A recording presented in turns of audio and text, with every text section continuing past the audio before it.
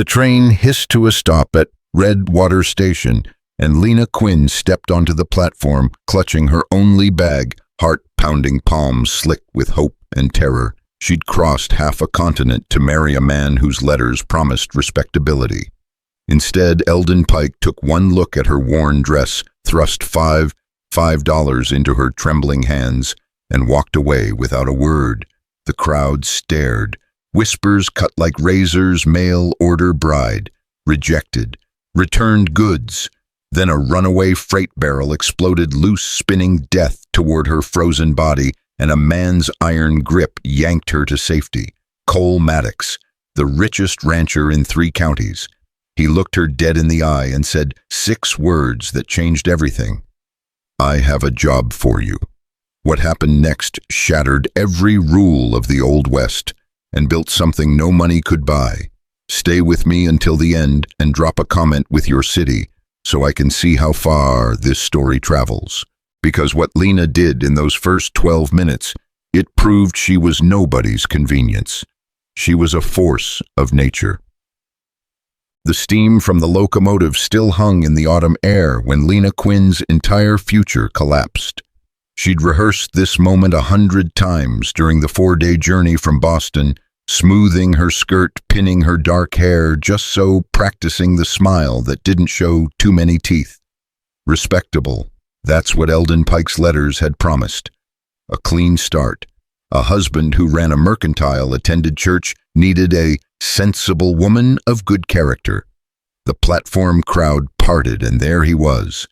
Eldon Pike stood 5'6" in expensive boots, his mustache waxed to sharp points, his eyes sliding over Lena like she was livestock at auction.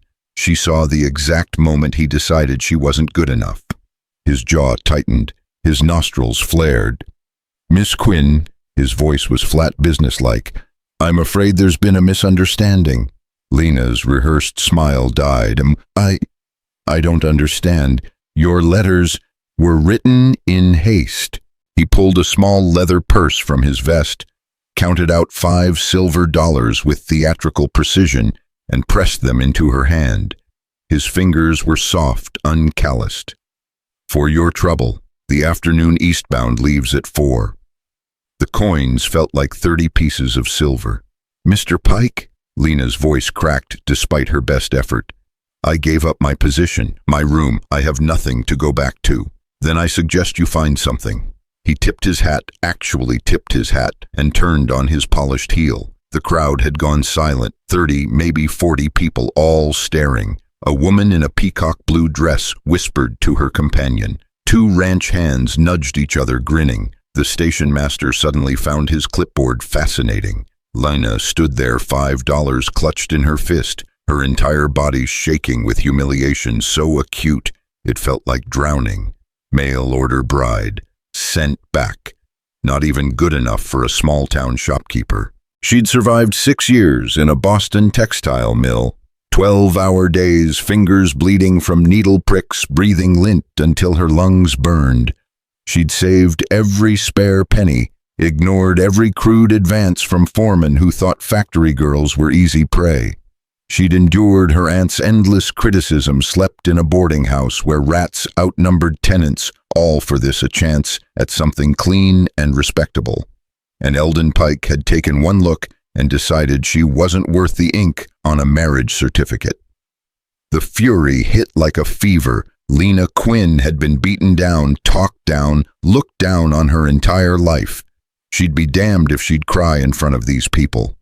She lifted her chin, tucked the coins into her pocket with shaking hands, and turned toward the station house.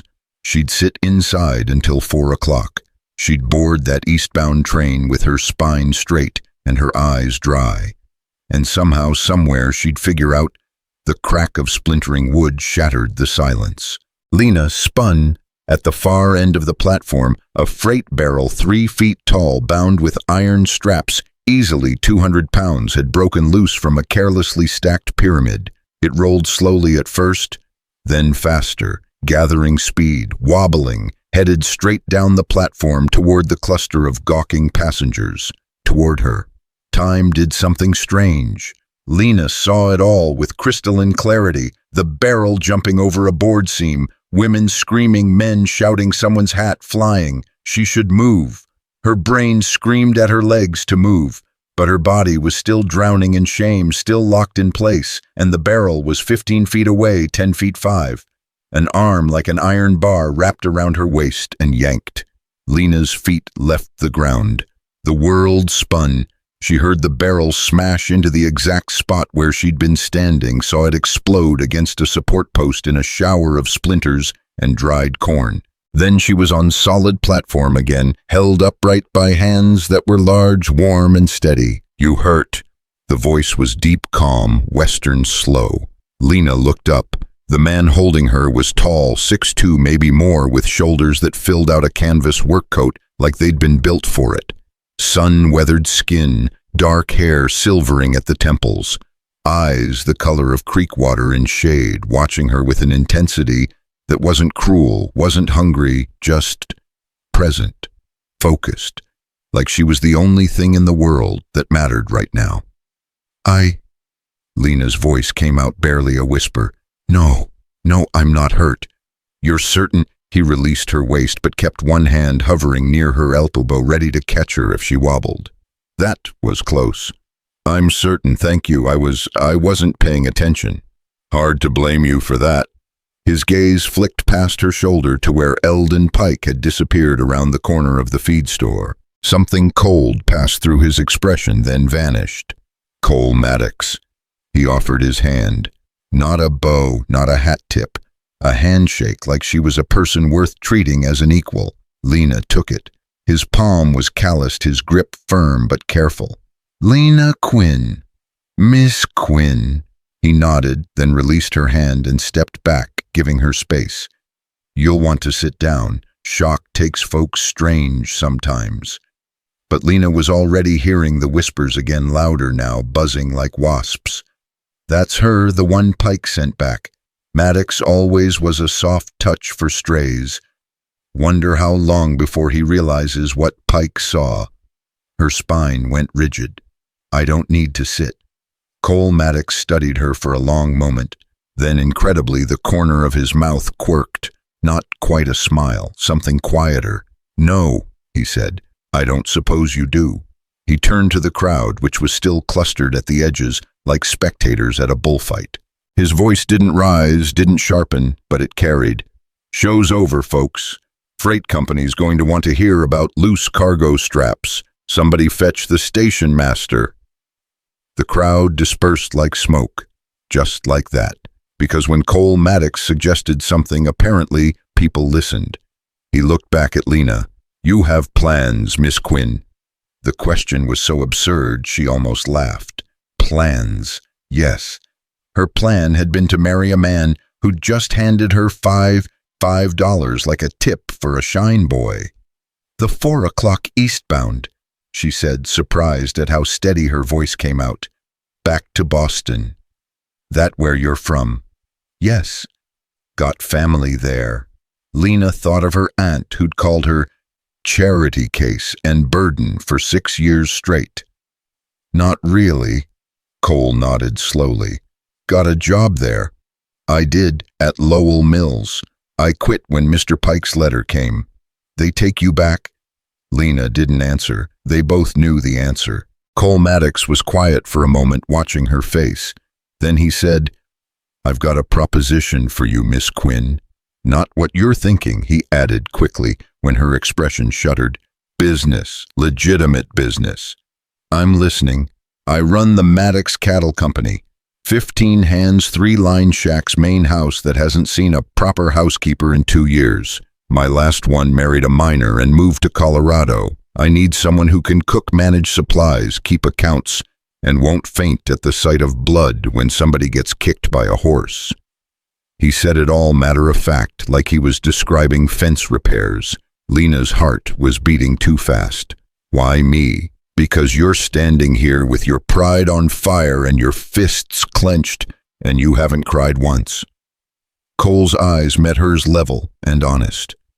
"Because you were ready to get on that train and start over from nothing, which means you've got steel. And because I just watched Eldon Pike treat you like dirt, which tells me he's a fool and you're better than he deserves. Something cracked in Lena's chest. Not pity. She couldn't stand pity, but this wasn't pity. This was respect, assessment, the way a good foreman looked at a new hire and saw capability instead of just warm bodies. "What are you offering?" she asked carefully. 3 months, room and board, $30 a month. That's fair wage for the work. At the end of 3 months, if you want to leave, I'll pay for a first-class ticket anywhere in the country and add a $50 bonus for your trouble. If you want to stay longer, we renegotiate terms like civilized people. Lena's mind raced. $30 a month was more than she'd made at the mill. Room and board meant she wouldn't be bleeding money on rent.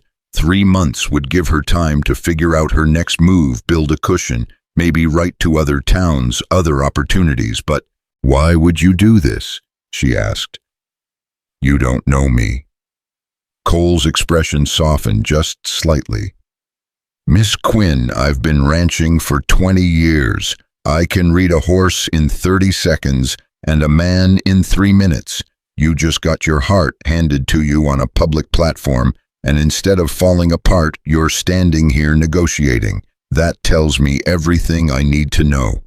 He paused, then added, also, my foreman's wife Martha says I'm going to die buried under dirty laundry if I don't hire somebody soon, and Martha scares me more than any bull I've ever faced. Despite everything, the humiliation, the exhaustion, the fear, Lena felt her mouth twitch, almost a smile. Your foreman's wife. Terrifying woman, makes biscuits that could stop bullets. You'll like her. Lena looked down at her hands, textile mill hands scarred from needles and rough cloth, hands that knew work, hands that had been empty her whole life, reaching for something solid. She thought about Boston, the boarding house, the gray skies and grayer prospects, the men who'd see returned mail-order bride and think available. She thought about Eldon Pike's soft, dismissive fingers pressing those coins into her palm. Then she looked up at Cole Maddox, this stranger who'd pulled her from death's path and offered her not charity but work, dignity, a chance. I'll need to see the house first, Lena said, and I'll want the terms in writing. Cole's mouth curved into a full smile, transforming his weather-beaten face. Wouldn't have it any other way. I've got a wagon around back. We can be at the ranch by sunset if we leave now. Now. Unless you'd rather spend the afternoon being whispered about in Redwater. Lena glanced toward the town square where knots of people were still staring, still talking. She imagined sitting in the station house for 4 hours, feeling their eyes on her back. Now works, she said. Cole picked up her bag, her single, pathetic carpet bag that held everything she owned like it weighed nothing. Wagons this way. Fair warning, the road north is rough, and I've got 2 dogs who think they own the front seat. I like dogs. Good. They don't like many people, but they're good judges of character. They walked through the station and around to the back lot. Cole's wagon was built for work. Not show sturdy wood, good wheels, a team of 2 massive draft horses that looked like they could pull a house. And there, sitting in the driver's seat like furry sentinels, were 2 dogs, one a grizzled cattle dog with ice blue eyes, the other a shaggy mutt the color of creek mud. Both dogs stared at Lena. She stared back. Then slowly she held out her hand, palm down, letting them catch her scent. The cattle dog sniffed once, twice. Then incredibly his tail wagged. The mutt jumped down from the seat and pressed his nose into her palm-tail, going like a windmill. Cole made a sound somewhere between a laugh and a cough. Well, that's settled then. He helped Lena onto the seat. His hand steady at her elbow, respectful, then immediately released and climbed up beside her. The dogs rearranged themselves, the cattle dog at their feet, the mutt in the wagon bed. Cole took up the reins. Last chance to change your mind, Miss Quinn. Once we're on ranch land, you're committed to the 3 months. Lena looked back at Redwater Station one last time, at the place where she'd been rejected, humiliated, nearly killed, at the place where everything had fallen apart. I've already made up my mind, she said. Cole clicked to the horses and the wagon rolled forward. They left Redwater behind. The road north was everything Cole had warned, and nothing Lena had imagined. Boston had trees, sure, but these weren't Boston trees. These were twisted juniper and cottonwood, their branches reaching across the trail like gnarled fingers. The land rolled and buckled red earth and yellow grass, rocks the size of hay bales jutting from hillsides. Mountains crouched on the horizon, purple-blue and impossibly distant. It was harsh, unforgiving, beautiful. Cole drove in silence for the first mile, giving Lena space to breathe, to think, to process. She appreciated that more than she could say. But as the wagon climbed a long slope and the land opened up into high prairie, he spoke. "Rules," he said. "I run a tight outfit, but fair. I don't hold with drinking on the job, fighting in the bunkhouse, or cruelty to animals or people. Any man who breaks those rules gets one warning. Second offense, he's gone." Lena nodded, listening. "Sundays are rest days unless there's an emergency, calving, storm damage, that kind of thing. You'll get Sunday mornings to yourself. Church is in town if you want it, or you can stay home. Your choice. All right. Main house has 6 bedrooms. Mine's at the east end. You'll have the west end, your own room, your own space. There's a lock on the door, and you're the only one with a key. Martha will bring you a spare." Lena's breath caught. A lock. Her own key. At the boarding house, the landlord had kept a master key for emergencies, which meant she'd never felt truly safe. "Thank you," she said quietly. Cole glanced at her, then back at the road. "One more thing. The men will test you, not because they're bad, but because they're curious and bored, and you're something new.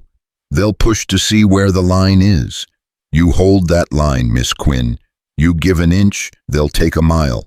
But you hold firm, they'll respect you for it." "I've worked in a factory," Lena said. "I know about men testing lines." Cole's jaw tightened. "Any man crosses a line he shouldn't, you tell me. I'll handle it."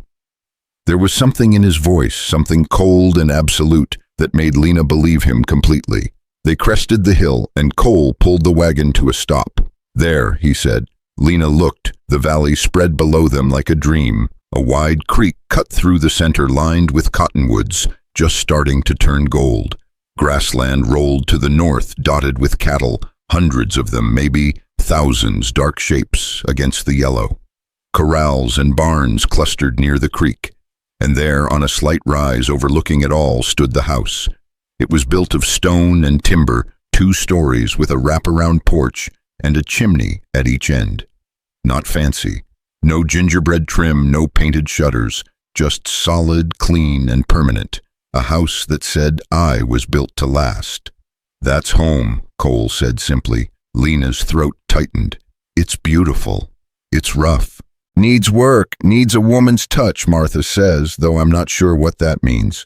"It means curtains," Lena said, still staring, "and flowers in the windows, and someone who cares if the porch is swept." Cole smiled.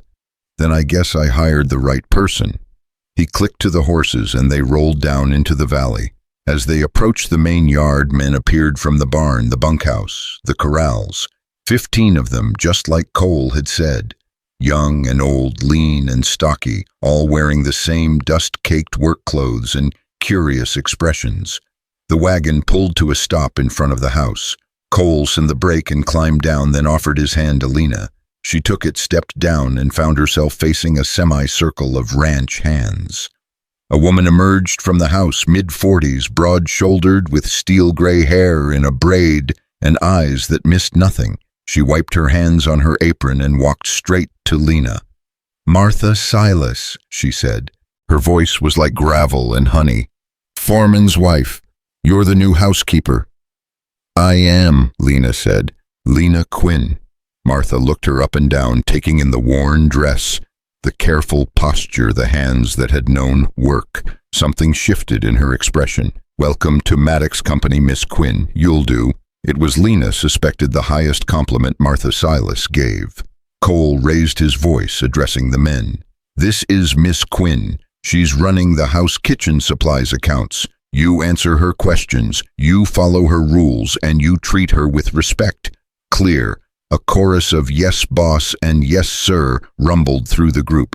One man, young, maybe 20, with a cocky grin, stepped forward. She knows how to cook, boss. She's about to find out, Cole said dryly. And so are you. Bucky, you're on water duty tonight. Miss Quinn's going to need help hauling. Bucky's grin faded. But boss, water duty. Yes, sir. The men dispersed, heading back to their work. Martha gestured toward the house. Come on then, I'll show you the disaster you just signed up for. Lena followed her up the porch steps, good solid wood, though the boards could use fresh paint, and through the front door. The inside was exactly what she'd expected. Dust on every surface, cobwebs in the corners, a pile of boots by the door that looked like it had been growing since spring. The furniture was good quality, solid oak table, sturdy chairs, a leather couch, but neglected. The kitchen was worse, dishes stacked in the wash basin, a stove that hadn't been properly cleaned in weeks, and a pantry that made Lena's factory-trained organizational instincts scream. But underneath the chaos, the bones were good. High ceilings, big windows, a massive stone fireplace, space to breathe. Martha watched her take it all in. Looks bad, doesn't it? Looks like nobody's had time to care for it properly, Lena said. That's different than bad. Martha's expression softened. You'll do just fine, Miss Quinn. Your room's upstairs West End, like Cole said. I put fresh sheets on the bed this morning. Dinner's at 6, that gives you a few hours to settle in. I'd like to start now, Lena said, if that's all right. Start now, Martha blinked. Girl, you just got off a train and a 2-hour wagon ride. I know, but if I'm going to feed 15 men in... She glanced at the window, calculating sun angles. 4 hours, I need to see what I'm working with. Something like approval flickered in Martha's eyes. Come on then, I'll show you the pantry. Fair warning, it's grim. It was. Flour beans, salt pork, dried apples, coffee. The basics. But no organization, no inventory system, nothing labeled or dated. Lena stood in the doorway and felt the familiar rhythm of work settle into her bones. This was a problem. Problems had solutions. All right, she said. I can work with this. Martha snorted. You're either crazy or a miracle worker. I'm a factory girl from Boston, Lena said. Same thing. She rolled up her sleeves and got to work.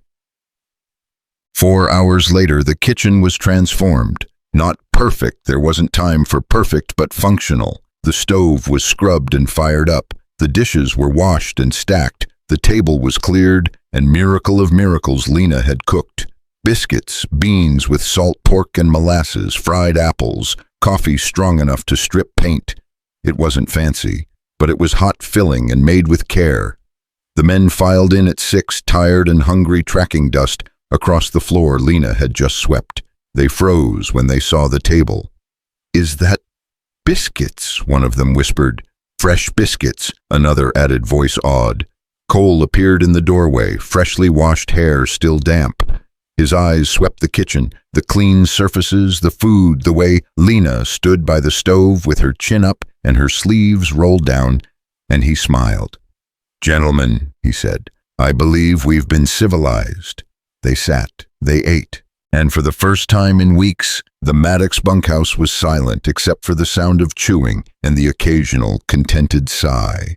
Bucky, the young hand who'd asked if Lena could cook, took a bite of biscuit, closed his eyes, and groaned. Boss, you marry this one or I will. The table erupted in laughter. Cole's face didn't change, but his eyes found Lena's across the room. Miss Quinn is the housekeeper, Bucky, not a prize heifer. Yes, sir. Sorry, sir. Bucky ducked his head, chagrined, but the tension was broken. The men relaxed. They asked polite questions: where she was from, did she like the West, had she ever seen a cattle drive. Lena answered carefully, revealing little, learning much. Names, personalities, who was friendly, who was cautious, who was trouble waiting to happen. When the meal was done, the men cleared their plates without being asked. Martha had clearly trained them well and filed out with muttered thanks. Bucky actually bowed. Cole lingered. That was good, Miss Quinn, really good. It was biscuits and beans. It was civilization, he said quietly. Thank you. Lena felt heat rise in her cheeks. It's what you're paying me for. Still, thank you. He left and Lena sagged against the counter, exhaustion hitting her like a hammer. Martha appeared at her elbow with a cup of coffee. Drink, Martha ordered, then go to bed. Tomorrow starts early. How early? 4:30. The men eat at 5. Lena didn't groan. Barely. All right. She climbed the stairs to her room with a lock and a key and a window that looked out over the valley. She locked the door, sank onto the bed.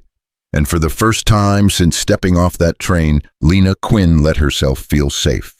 Tomorrow would bring new challenges, but tonight she had a roof over her head, food in her belly, and work that mattered. It was enough. It was more than enough. It was everything. Dawn came cold and sharp.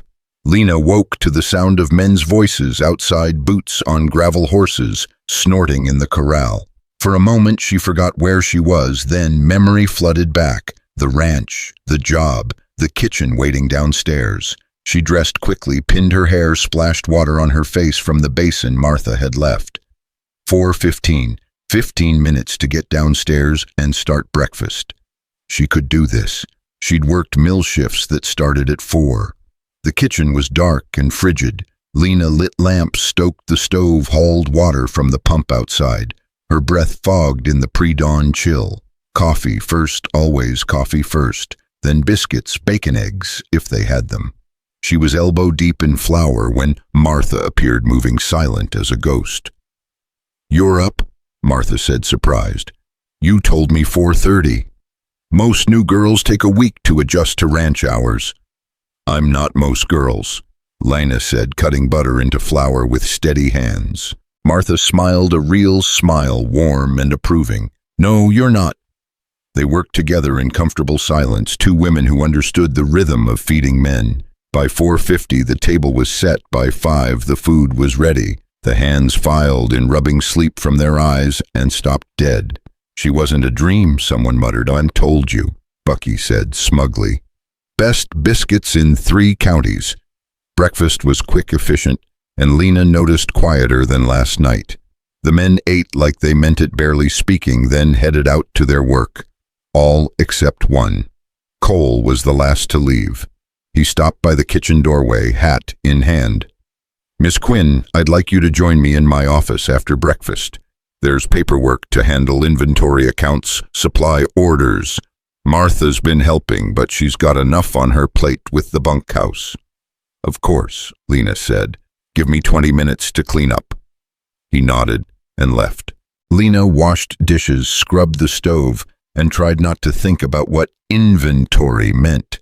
She'd kept her own accounts in Boston, rent, food savings, but a working ranch.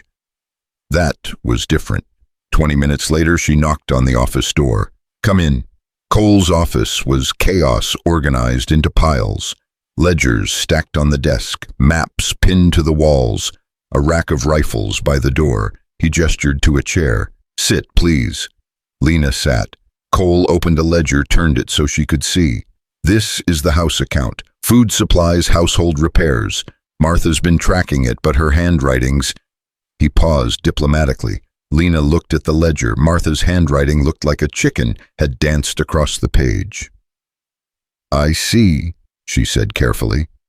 If you can organize this proper columns, dates, totals, I'd be grateful. Also, we need to place a supply order. Town runs on Friday. I'd like you to come along, meet the shopkeepers, set up accounts in your name. My name? You're running the house. Makes sense you'd have authority to buy what you need. Lena stared at him. In Boston, women didn't have store accounts. They bought with cash or their husband's credit. That's very trusting of you, she said. Cole met her eyes. Miss Quinn, you rebuilt my kitchen in 4 hours and fed 15 men without complaint. I think I can trust you with the grocery bill. Something warm and unfamiliar uncurled in Lena's chest. Trust. actual, real trust. "I'll have this organized by tomorrow," she said, pulling the ledger toward her, "and I'll make a supply list tonight." "Good." Cole stood preparing to head out to the day's work.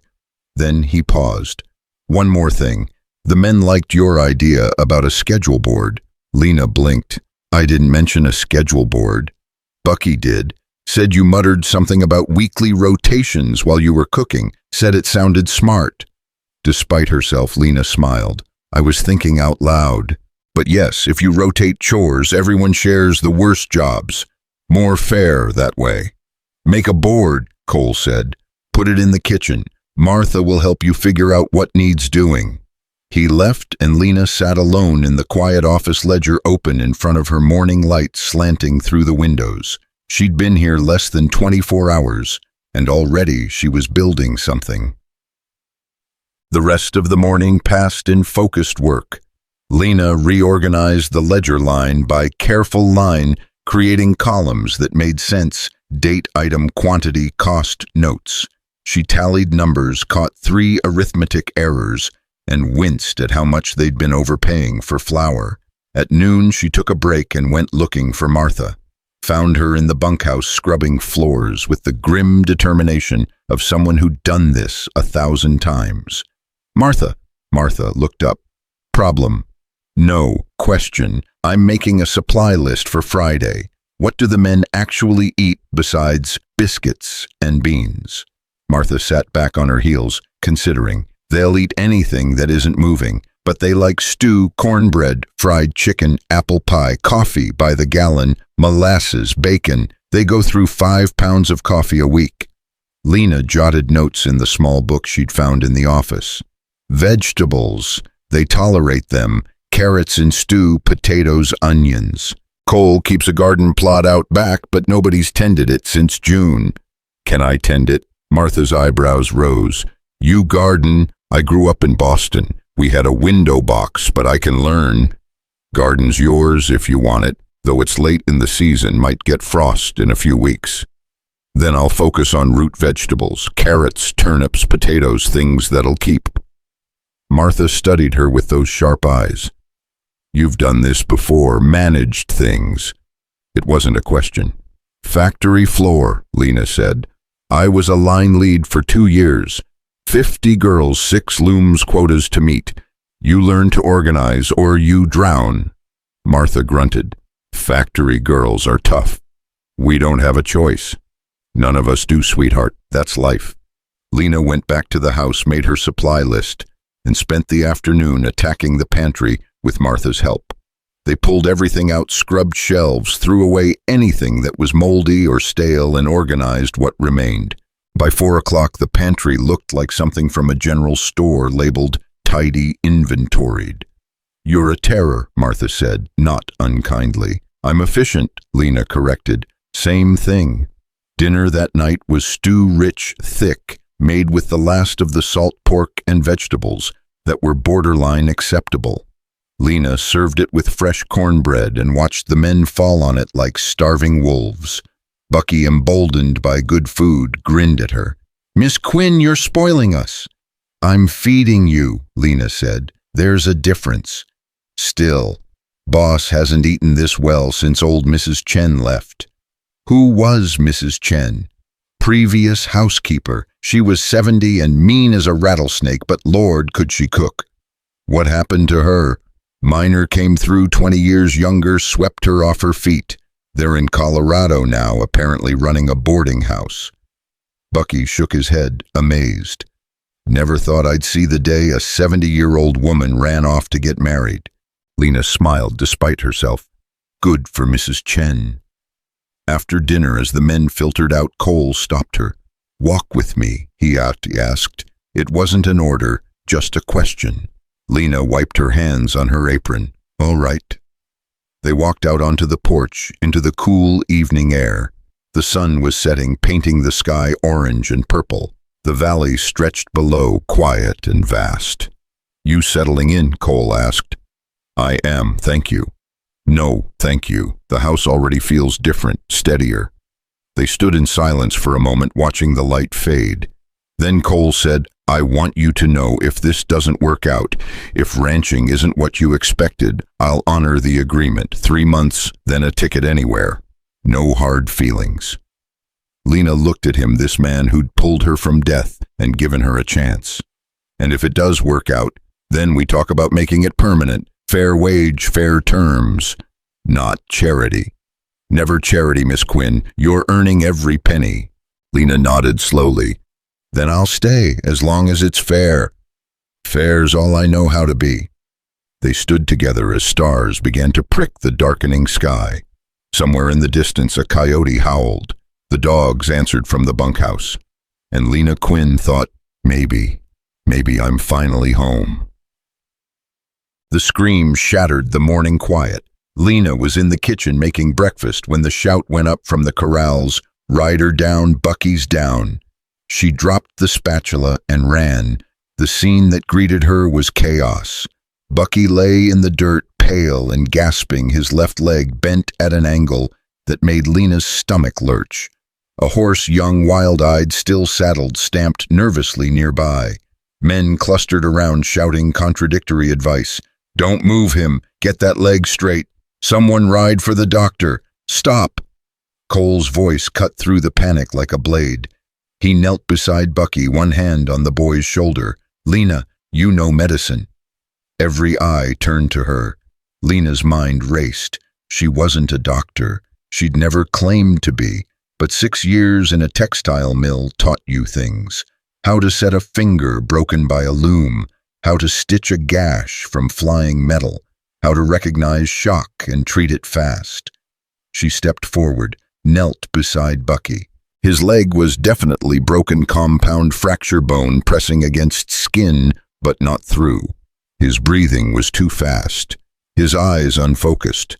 Shock was setting in. "Bucky," she said, voice calm and firm. "Look at me." His eyes found hers. "I'm going to fix this, but it's going to hurt. Understand?" He nodded, teeth clenched. Lena looked up at Cole. "I need clean cloth, hot water whiskey, and 2 straight boards about this long." She demonstrated with her hands. "Also a leather strap he can bite." Cole didn't hesitate. "Move." Men scattered. Lena turned to Martha, who'd appeared at the edge of the crowd. "Martha, I need you to hold his shoulders. Keep him still." "You've done this before?" Martha asked. "Once, in Boston. A girl caught her hand in a loom." "Did she live?" "Yes, but she lost 2 fingers." Martha's jaw set. "Let's make sure Bucky keeps all his parts." The supplies arrived. Lena poured whiskey over her hands, waste of good liquor, but necessary, and gave Bucky a long swallow, then another. His eyes were glassy now, pain overriding fear. "Strap," she said. Someone handed her a folded leather belt. She put it between Bucky's teeth. "Bite down." He did. Lena looked at Cole. "Hold his hips, don't let him twist." Cole moved into position, his hands firm and steady. Lena took a breath, said a prayer to anyone listening. Then she gripped Bucky's leg, one hand above the break, one below, and pulled. Bucky's scream, muffled by the leather, was the worst sound Lena had ever heard. The bone shifted, moved, aligned. Lena worked fast, packing cloth around the leg, splinting it with the boards and strips of torn sheet. Her hands were shaking but steady. Factory training, even when you're terrified, you finish the job. She tied off the last knot and sat back. Bucky had passed out. That was good. Better than him feeling what came next. "Someone needs to ride for the doctor," Lena said. "This will hold, but he needs proper care, and watch for fever. If infection sets in, he'll lose the leg." Cole was staring at her. "Where did you learn that?" "Lowell Mills. Industrial accidents. We couldn't afford to wait for doctors." "You saved his leg." "Maybe. Ask me in a week." Cole stood, helped Lena to her feet. His hands were warm, solid. "You just proved you're indispensable, Miss Quinn." Lena looked at the men, all staring at her with something between awe and respect. At Martha, nodding approval. At Bucky, breathing easier now, color returning to his face. "I just did what needed doing," she said. Cole's smile was quiet proud. That's what makes you indispensable. Bucky survived. The doctor arrived 6 hours later, examined Lena's work, and declared it competent, possibly better than he'd have done himself. The break healed clean. Bucky walked with a slight limp for the rest of his life, but he walked. And from that day forward, the men of Maddox Cattle Company stopped testing Lena Quinn. They called her Miss Quinn. They followed her kitchen rules. They thanked her for meals. And when she walked into the bunkhouse to check on Bucky's recovery, they stood up. Because she wasn't just the housekeeper anymore. She was one of them. She was necessary. And in the world of the working West, there was no higher honor. The weeks that followed Bucky's accident settled into a rhythm that felt almost like peace. Almost. Lena rose before dawn, fed the men, managed the house, and slowly transformed the chaos into order. She replanted the garden with late-season crops, carrots, turnips, hardy greens that could survive an early frost. She reorganized the supply room, implemented her rotation board, and somehow convinced the men that washing their hands before meals wasn't an assault on their masculinity. The house began to breathe again. Clean curtains appeared in the windows. Martha had found fabric in town, and Lena's mill-trained fingers made quick work of the sewing. The porch got swept daily. Wildflowers appeared in a jar on the dinner table, picked by one of the younger hands who'd noticed Lena admiring them. Cole started taking his noon meal in the office, with Lena going over accounts and ranch business. Not because he had to, Martha could have kept doing it, but because, as he put it, you ask better questions. It was during one of these lunches, 3 weeks into her employment, that the first real shadow appeared. Cole set down his coffee cup with more force than necessary. We lost another 3 head last night, north pasture. Lena looked up from the ledger. Lost. Rustled. Cut fence drove them off clean. That's 15 head in 2 weeks. Do you know who? Cole's jaw tightened. I know who. Proving it's different. He pulled out a map, spread it across the desk. His finger traced their northern boundary.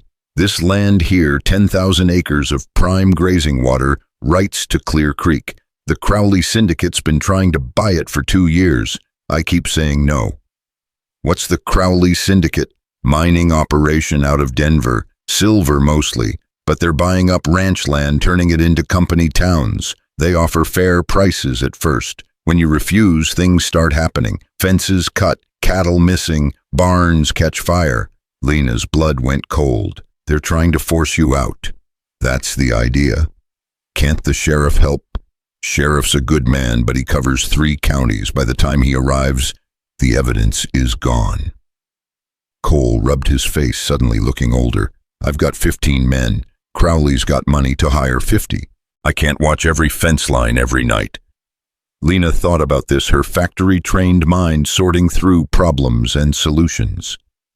What if you didn't have to watch every fence line? What if you only had to watch the ones they'd hit next? Cole's eyes sharpened. Explain. They've hit the north pasture twice. That's the farthest from the house, hardest to defend. But it's also the easiest to track. If they keep hitting the same area, you can predict where they'll come from. She pointed to the map. Here, this canyon. It's the only approach that gives cover. Cole stared at her, then at the map, then back at her. You worked in a factory. Factory logistics translate, Mr. Maddox. Theft is theft. Pattern is pattern. A slow smile crossed his face. Miss Quinn, has anyone ever told you you're terrifying? Frequently. Is that a compliment? Highest one I know. That night, Cole posted extra men at the North Canyon. 2 nights later, they caught a Crowley rider cutting fence. The man ran, but they had his description, his horse's brand, and a piece of torn shirt that would hold up in court. It wasn't proof of Crowley's involvement. Hired guns were careful about that, but it was a start. And word spread fast in cattle country. Maddox was fighting back. Maddox had someone smart running strategy. Maddox wasn't rolling over. The syndicate noticed. Lena was hanging laundry 3 days later when Martha appeared, moving faster than usual. Get in the house. What's wrong? Now, girl. Lena grabbed the laundry basket and followed Martha inside. Through the kitchen window, she saw 3 riders approaching, well-dressed, well-armed, riding expensive horses. They stopped in the yard and Cole walked out to meet them. Martha pulled Lena back from the window. "Don't let them see you watching." "Who are they?" "Crowley men. Come to make another offer, most likely." They watched through the gap in the curtains as Cole spoke with the riders. The conversation was short, tense. Cole's posture was rigid. The lead rider, a man in a fine suit and silver-trimmed saddle, gestured expansively like he was describing something wonderful. Cole shook his head. Once, twice, final. The suited man's expression went cold. He said something that made Cole's hands curl into fists. Then the 3 riders turned and left, kicking up dust as they went. Cole came inside, face like a thunderstorm. "What did they offer?" Martha asked. 20,000 for the north section, double what it's worth. And when you said no," Cole's eyes met Lena's. "He said it would be unfortunate if anything happened to my new acquisition. Said Boston girls weren't suited to rough country. Accidents happen." The air in the kitchen went very, very still. Lena felt something cold settle in her stomach. Not fear, she'd lived with fear too long to be paralyzed by it. This was anger, pure clarifying anger. "They threatened me," she said quietly. "They implied, carefully, nothing I could take to the sheriff." "What are you going to do?" Cole looked at her for a long moment. "I'm going to teach you to shoot." Martha made a sound of approval. "About damn time." That afternoon, Cole took Lena to the rifle range behind the barn, just a line of posts with tin cans balanced on top. He handed her a Winchester, showed her how to hold it, how to sight down the barrel, how to breathe and squeeze. "Don't pull the trigger," he said, standing behind her, adjusting her grip. "Squeeze, gentle, let it surprise you." Lena aimed at the center post, breathed, squeezed. The rifle kicked like a mule. The shot went wide. "Again," Cole said. She tried again and again and again. Her shoulder began to ache. Her ears rang despite the cotton wadding, but slowly, incrementally, she improved. The shots crept closer to the cans. On her 20th try, one can jumped and spun. "There," Cole said, something like pride in his voice. "You're a natural. I'm a desperate woman learning to defend herself." "Same thing out here." They practiced until sunset. By the end, Lena could hit 3 cans out of 6, not expert marksmanship, but enough to make someone think twice about approaching in the dark. Cole cleaned the rifle while she rubbed her sore shoulder. "Keep this in your room," he said, handing it back. "Loaded, safety on. If anyone comes through that door who shouldn't, you shoot first and ask questions after. Clear." Lena took the Winchester. It was heavier than she'd expected. Solid, real. "Clear," she said.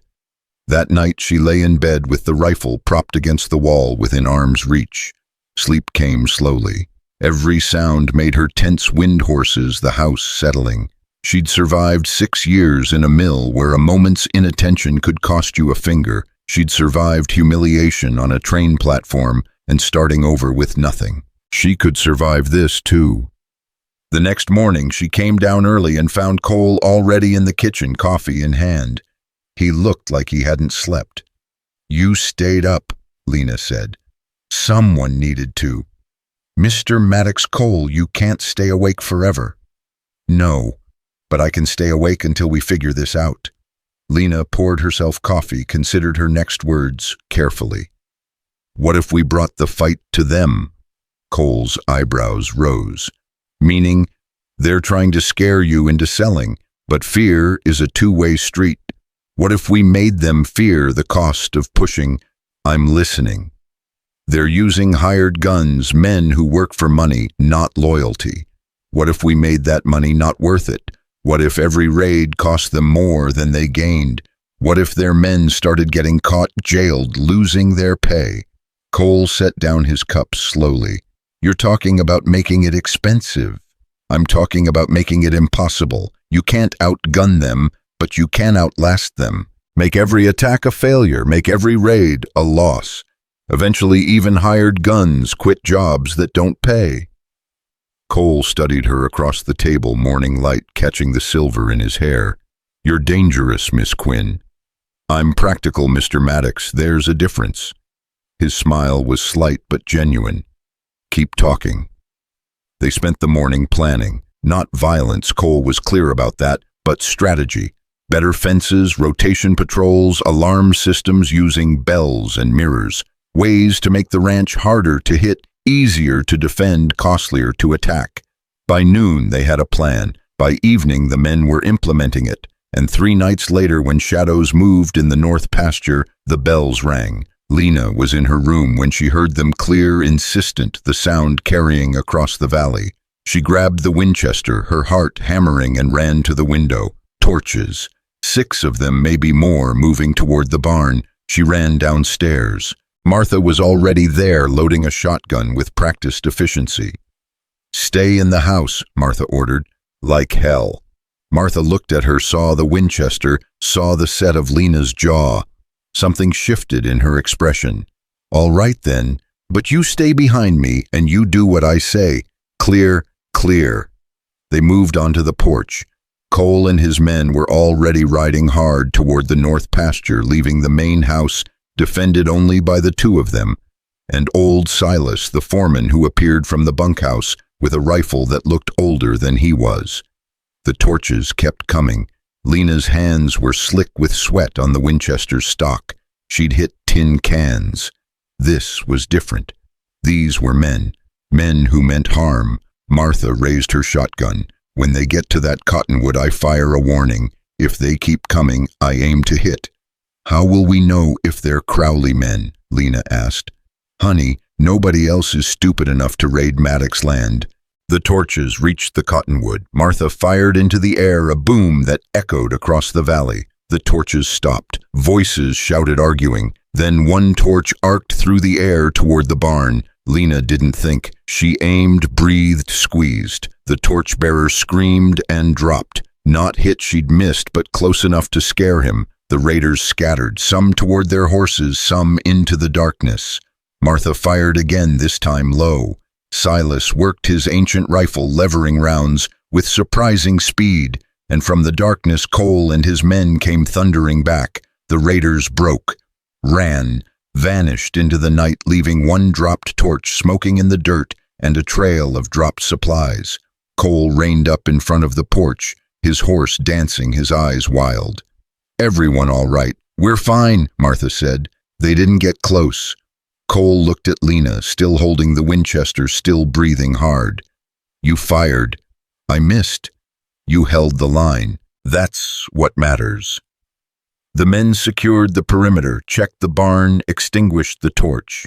No real damage, just smoke and fear and the bitter taste of adrenaline. But it was a victory. The raiders had been turned back. The cost had been too high. Crowley's men didn't come back that night, or the next, but everyone knew it wasn't over. 3 days later, Lena went to town with Cole for the weekly supply run. She needed flour, coffee, dried fruit, fabric for winter sewing. Cole needed news from the sheriff and a meeting with the banker about financing better security. Redwater was quiet, sleepy, smaller than she'd remembered from that first terrible day.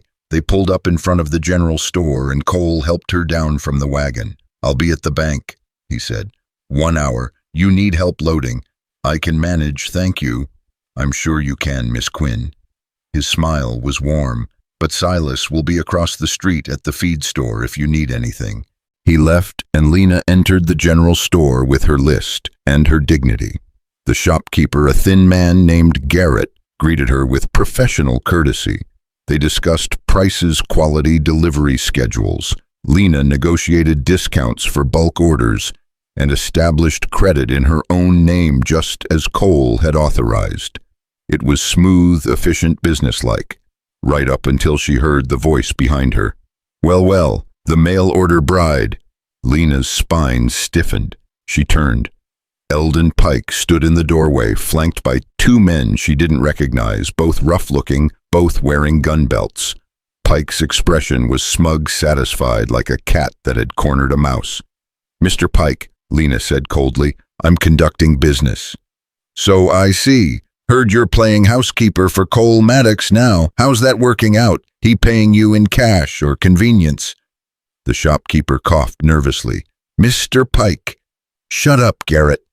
Pike stepped closer to Lena. "I did you a favor, you know. Saved you from a marriage you weren't suited for. You should thank me." Every humiliation from that train platform came rushing back, the stares, the whispers, the coins pressed into her palm like she was a beggar. Lena felt rage build in her chest, white-hot and clarifying.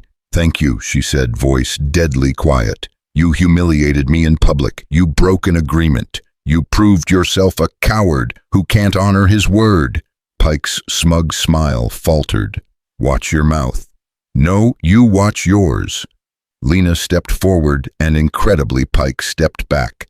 "I'm employed by a man who honors his commitments. I have a job, a wage, and a place where I'm respected. What do you have, Mr. Pike? A mercantile that's losing money and a reputation as someone who can't be trusted. I know which I prefer." The two men flanking Pike exchanged glances. One of them was trying not to smile. Pike's face flushed red. "You think you're better than me. You're just hired help." "I'm a woman who earns her place," Lena interrupted. "You're a man who buys his. There's a difference." She turned back to the counter. "Mr. Garrett, please have my order delivered to Maddox Ranch by Friday. Put it on my account." "Yes, Miss Quinn. Of course, Miss Quinn." Lena walked toward the door. Pike moved to block her path. For a moment they stood face to face, and Lena saw something pathetic in his eyes, a small man who'd expected gratitude and gotten contempt instead. "Move," she said. He moved. Lena stepped out into the sunlight, her heart racing but her head high. She'd just faced down the man who'd tried to break her, and she'd won. Not with violence, not with tears, but with simple, devastating truth. She was worth more than Eldon Pike would ever understand. Across the street she saw Cole emerging from the bank. Their eyes met. He'd seen the confrontation through the store window, she realized. Seen her handle it alone. He crossed to her, concern flickering in his expression. "You all right?" he asked quietly. "I'm fine." Pike didn't. He tried. "I handled it." Cole's concern shifted to something else, something warmer. "I don't doubt it for a second." They loaded the wagon in comfortable silence. Lena was strapping down the last crate when a man approached older, wearing a sheriff's star, his face weathered and kind. "Cole, Miss Quinn." "Sheriff Brennan," Cole said. "Any news?" The sheriff's expression turned grim. "Nothing good. 3 more ranches hit last week. Crowley's escalating. He's pushing for a court date on that water rights dispute, but my deputy says he's also hiring. A lot. 20, maybe 30 new guns in the last month." Cole's jaw tightened. "He's planning something big." "That's my read. You watch yourself, Cole. And Miss Quinn." The sheriff tipped his hat to her. "Heard what you did on Redwater's platform. Gave Pike a verbal thrashing he deserved. Town's talking. You've got friends here if you need them." Lena blinked, surprised. "Thank you, Sheriff." "Thank you. We need more people willing to stand up to bullies. God knows there's enough of them around." He left, and Lena looked at Cole. "The court date. That's what this is about. Water rights to Clear Creek. If Crowley wins in court, he can cut off my access. Drive my cattle elsewhere, force a sale." Cole's hands tightened on the wagon rail. "But if I win, he spent a fortune on lawyers and hired guns for nothing." "When's the court date?" 2 weeks. 2 weeks, 14 days. Not much time for the syndicate to break Cole before the legal battle, which meant they'd hit hard, soon. They rode back to the ranch in tense silence, both lost in thought. The land rolled past, beautiful, harsh, indifferent to human concerns. The cattle grazed peacefully. The sky stretched impossibly wide. And Lena Quinn thought about how much she'd come to love this place. This hard, honest, unforgiving land where people said what they meant and meant what they said. Where work mattered more than status. Where a factory girl from Boston could face down a small-town bully and earn a sheriff's respect. She'd come here with nothing, expecting nothing. Now she had something worth protecting. The attack came 5 nights later. Lena was finishing the supper dishes when the dogs started barking, not their usual alert bark, but something frantic, terrified. She looked out the window and saw orange light flickering on the barn walls. Fire. "Martha!" she screamed. They ran outside together. The western fence line was burning, torches thrown into dry grass, flames racing toward the barn, and in the darkness beyond, shadows moved. Men. Dozens of them. This wasn't a raid, this was war. Cole and his men were already fighting the fire-beating flames, with wet blankets forming a bucket line from the well. But the raiders kept coming, kept throwing torches, kept advancing. Lena grabbed the Winchester from where she'd stashed it by the back door. Martha seized her shotgun. They took positions on the porch high ground, clear sight lines. A torch arced toward the house. Lena tracked it, fired, missed the thrower but hit the torch itself, sending it spinning harmlessly into dirt. Martha's shotgun boomed. A raider's horse screamed and bolted, throwing its rider. More torches, more shots. The night became chaos, gunfire, shouting, flames, smoke. Lena fired until the Winchester's magazine was empty, then reloaded with shaking hands the way Cole had taught her. Aim, breathe, squeeze. Aim, breathe, squeeze. She dropped 2 more torches, maybe hit one man she couldn't tell, didn't want to know. The barn caught. Flames raced up the wooden walls, consuming dry timber like paper. Men ran to save the horses, leading panicked animals into the night. The cattle scattered, lowing in terror, and still the raiders came. Then from the darkness a new sound, hoofbeats. Many hoofbeats. And voices shouting, familiar voices. The neighboring ranches, the town. They'd seen the fire, heard the bells, and they'd come. 20 riders, 30 more. They slammed into the Crowley guns like a hammer, scattering them, chasing them back into the darkness. The tide turned in minutes. The raiders broke and ran, leaving behind dropped weapons, wounded men, and a barn burning like a signal fire visible for miles. It took until dawn to put out the flames. The barn was lost, just charred posts and blackened earth remaining. 3 line shacks burned, a section of fence destroyed, 2 horses dead, killed by panicked kicks in the chaos. But the house stood, the cattle survived. And most importantly, no one on Cole's side was killed. Cole found Lena sitting on the porch steps at sunrise, still holding the Winchester ash, covering her face and dress. He sat beside her, equally exhausted, equally filthy. "You saved the house," he said quietly. "Martha and I slowed them down. The neighbors saved us. You held the line when it mattered." They sat in silence, watching smoke curl from the barn's remains. Then Cole said, "I kissed you in town." Lena's head snapped toward him, startled. "What? No, I mean I want to. I've wanted to for weeks. But it wouldn't be fair. Not while you're my employee. Not while you might feel obligated." Lena's heart was suddenly beating faster than it had during the firefight. "Cole, if you stay," he continued, voice rough with exhaustion and emotion, "it has to be choice. Not gratitude, not debt, not because I pulled you out of one bad situation and you feel like you owe me. Choice, Lena. Free choice." She looked at him. This man who'd given her work when she had nothing, who'd trusted her with responsibility, who'd taught her to shoot and defended her honor and just fought through the night to save everything he'd built.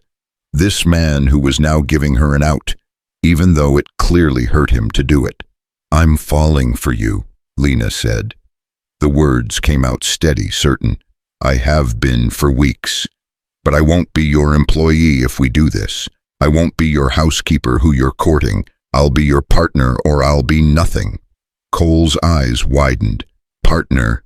Equal say, equal stake. Not in ownership. I'm not asking for your ranch, but in decisions, in planning, in everything that matters. You said you value what I bring. Prove it."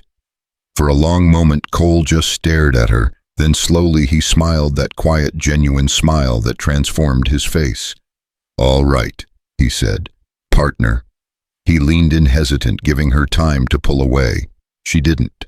Their lips met gentle at first, then deeper tasting of smoke and coffee and new beginnings. When they finally broke apart, the sun was fully risen, painting the destroyed barn gold. "We have a court date in 9 days," Cole said. "Then we'd better get ready," Lena replied. They stood together, looked at the ruins, and started planning. The fight wasn't over, not even close. But now they were fighting it together as equals, as partners, and that made all the difference. The 9 days before the court date moved with the strange, distorted speed of a dream and a nightmare combined. Time stretched during the back-breaking work of rebuilding every fence post driven into hard ground felt like it took hours. But then Lena would look up and realize another day had vanished, bringing them closer to the legal battle that would decide everything. The morning after the fire, Cole gathered what remained of his crew in the ruined yard. 15 men, soot-stained and exhausted, stood in a rough semicircle.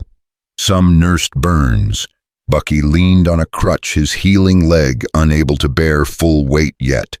But they were all there, all standing, all listening. "I won't lie to you," Cole said, his voice carrying across the smoky dawn. "This is only going to get worse. The court date is in 9 days. Crowley's going to throw everything he has at us before then. If any man wants to leave, draw your pay and go. No shame in it, no hard feelings." The men looked at each other. Then one by one they shook their heads. "We ain't going nowhere, boss," Silas said, speaking for all of them. "Crowley wants this land, he's gonna have to burn us out of it. And we don't burn easy." Cole's throat worked. "All right then, let's get to work." They spent that first day salvaging what they could from the barn, good timber, undamaged tools, usable hardware. Lena organized it with Martha's help, creating inventory lists, prioritizing what needed immediate replacement. Her factory training served her well here, too. Efficiency wasn't just about saving time, it was about survival. By afternoon, wagons were rolling in from neighboring ranches.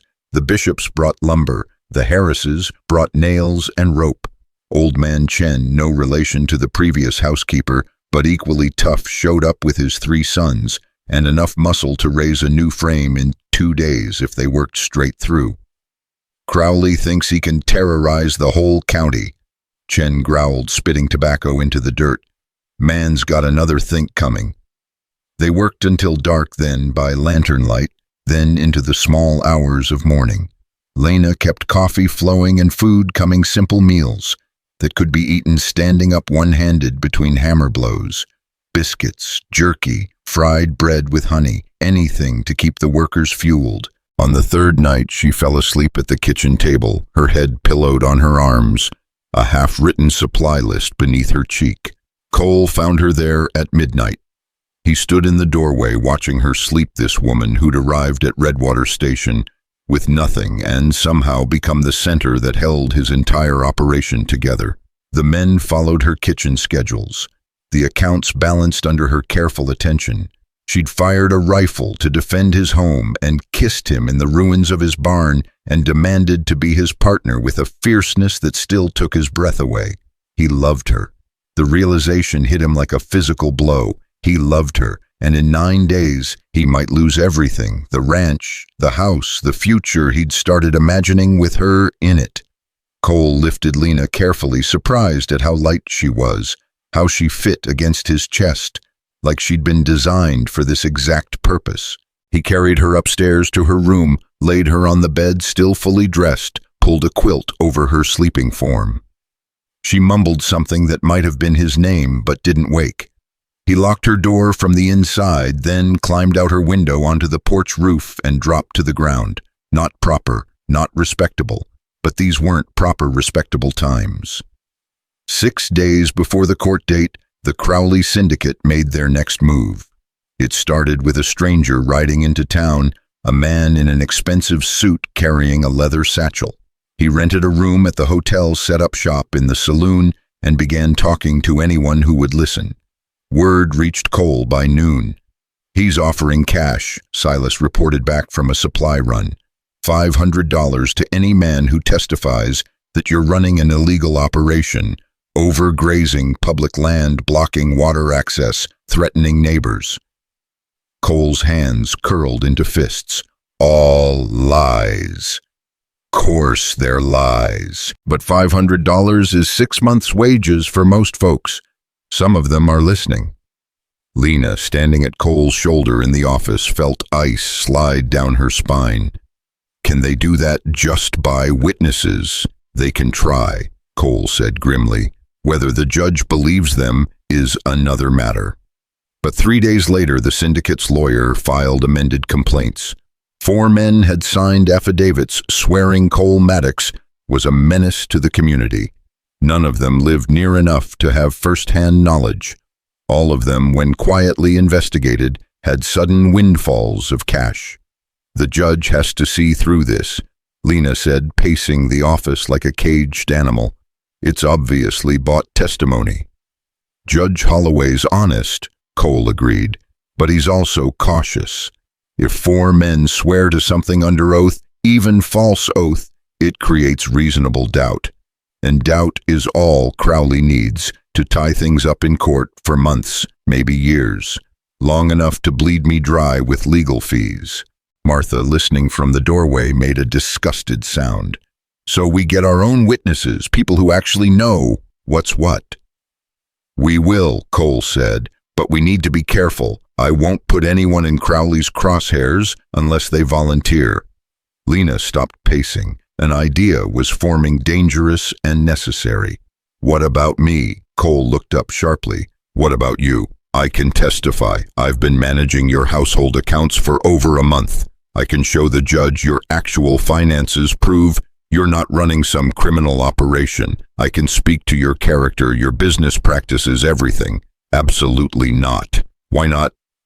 Cole stood, agitation making his movements sharp. Because Crowley's already threatened you once. You testify against him in court. You become a target, a permanent target. I'm already a target. Lena's voice rose. I held a rifle on his men. I helped defend this ranch. You think he's going to forget that whether I testify or not? She's right, Martha said quietly. Girl's in it now, whether you like it or not. Cole turned away, staring out the window at the half-rebuilt barn. When he spoke, his voice was rough. I brought you here to give you safety, a fresh start, not to drag you into range wars and courtrooms. Lena crossed to him, put her hand on his arm. You gave me a choice. Remember, partnership means I get to choose the hard things too. I'm testifying, Cole. You can't stop me. He looked down at her and she saw fear in his eyes, not for himself, but for her. It made her love him more, this fierce protectiveness that still respected her right to choose. Then we do it smart, he said finally. We prepare, we make your testimony bulletproof, and we watch your back every second. They spent the next 2 days preparing. Cole coached Lena on courtroom procedure, on how to answer questions clearly and concisely, on what to say and what to avoid. Martha helped her choose appropriate testimony clothes, her best dress cleaned and pressed, respectable but not fancy. They rehearsed until Lena could recite the ranch's financial status from memory. And all the while, the ranch continued rebuilding. The barn's frame rose skeletal but strong. Fences were repaired. Burned grass began showing green shoots. Life stubborn and persistent, pushing through destruction. The night before the court date, Cole called everyone together. His men, Martha and Silas, the neighbors who'd been helping rebuild. They gathered in the yard under a sky so clear and bright with stars, it almost hurt to look at. Tomorrow decides a lot, Cole said. Win or lose in court, Crowley's not going to stop. He's invested too much, come too far. So I need you all to understand this fight is just beginning. We understand, boss, young Bucky said, his voice stronger now, more mature. The broken leg had changed him somehow, made him steadier, and we're still here.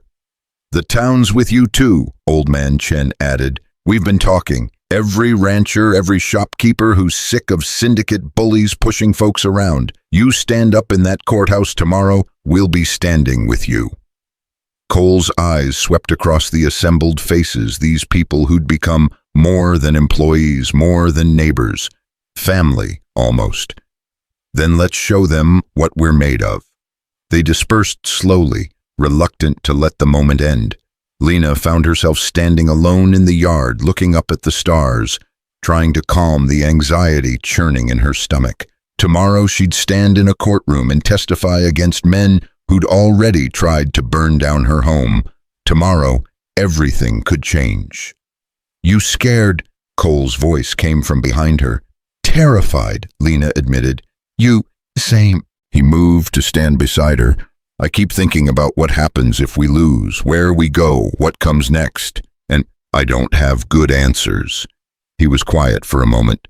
"But I know this, whatever happens tomorrow, whatever the judge decides, you're the best thing that's come into my life in 20 years. That doesn't change. Court can't touch that." Lena felt tears prick her eyes. She'd spent so many years being told she wasn't enough, not pretty enough, not refined enough, not valuable enough. And here was this good man, this strong man, telling her she was the best thing, not convenient, not adequate, best. "If we lose the ranch," she said carefully, "what will you do?" Cole considered this. "Start over somewhere else, I suppose. I know cattle, I know land. We could go north to Montana or west to California, build something new." He turned to face her fully. "That kiss wasn't just about the moment, Lena. I meant it. Partner means partner. Whatever comes next, we face it together." Lena's heart felt too large for her chest. "Then we'd better win tomorrow, because I'm not ready to leave this place. Not yet." "Neither am I." They stood together under the vast western sky, drawing strength from each other, storing it up for the battle ahead. The courthouse in Redwater was the finest building in town, 2 stories of red brick with white columns built to look important and permanent in a land where most structures were temporary. Lena had passed it a dozen times during supply runs, but never paid much attention.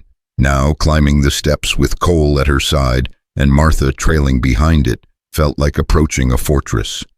The courtroom was already packed. Every bench filled, people standing along the walls, more crowding in the hallway. Lena recognized faces, shopkeepers from town, ranchers from neighboring spreads, some of Cole's men who'd come to watch. And on the other side of the aisle, Crowley's people. The suited lawyer from the saloon, the men who'd signed false affidavits. And there, in the front row, a man she'd never seen but instantly knew, James Crowley himself. He was younger than she'd expected, maybe 40, with slicked back hair and a diamond stickpin in his cravat. He looked like money, like power, like someone who'd never heard the word no in his entire privileged life. When his eyes swept past Lena, they dismissed her instantly. "Just another nobody," his expression said. "Just another piece of furniture." That look steadied her nerves. She'd been dismissed before by Eldon Pike, by mill foremen, by Boston society ladies who treated seamstresses like they were invisible. She knew how to turn dismissal into fuel. Judge Holloway entered, a white-haired man with the weathered face of someone who'd practiced law on the frontier for decades. He banged his gavel once. "Court is in session. Case of Crowley Mining Syndicate versus Maddox Cattle Company regarding water rights to Clear Creek.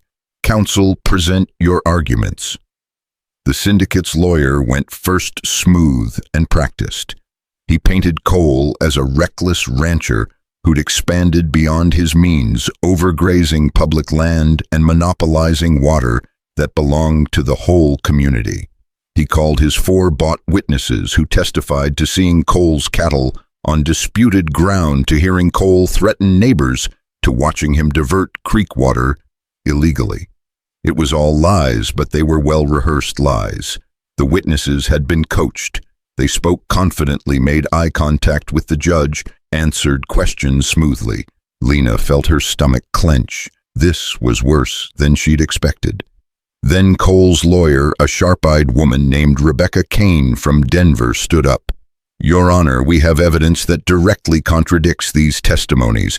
May I call my first witness, Proceed. I call Miss Lena Quinn. Lena's legs felt like water as she walked to the witness stand.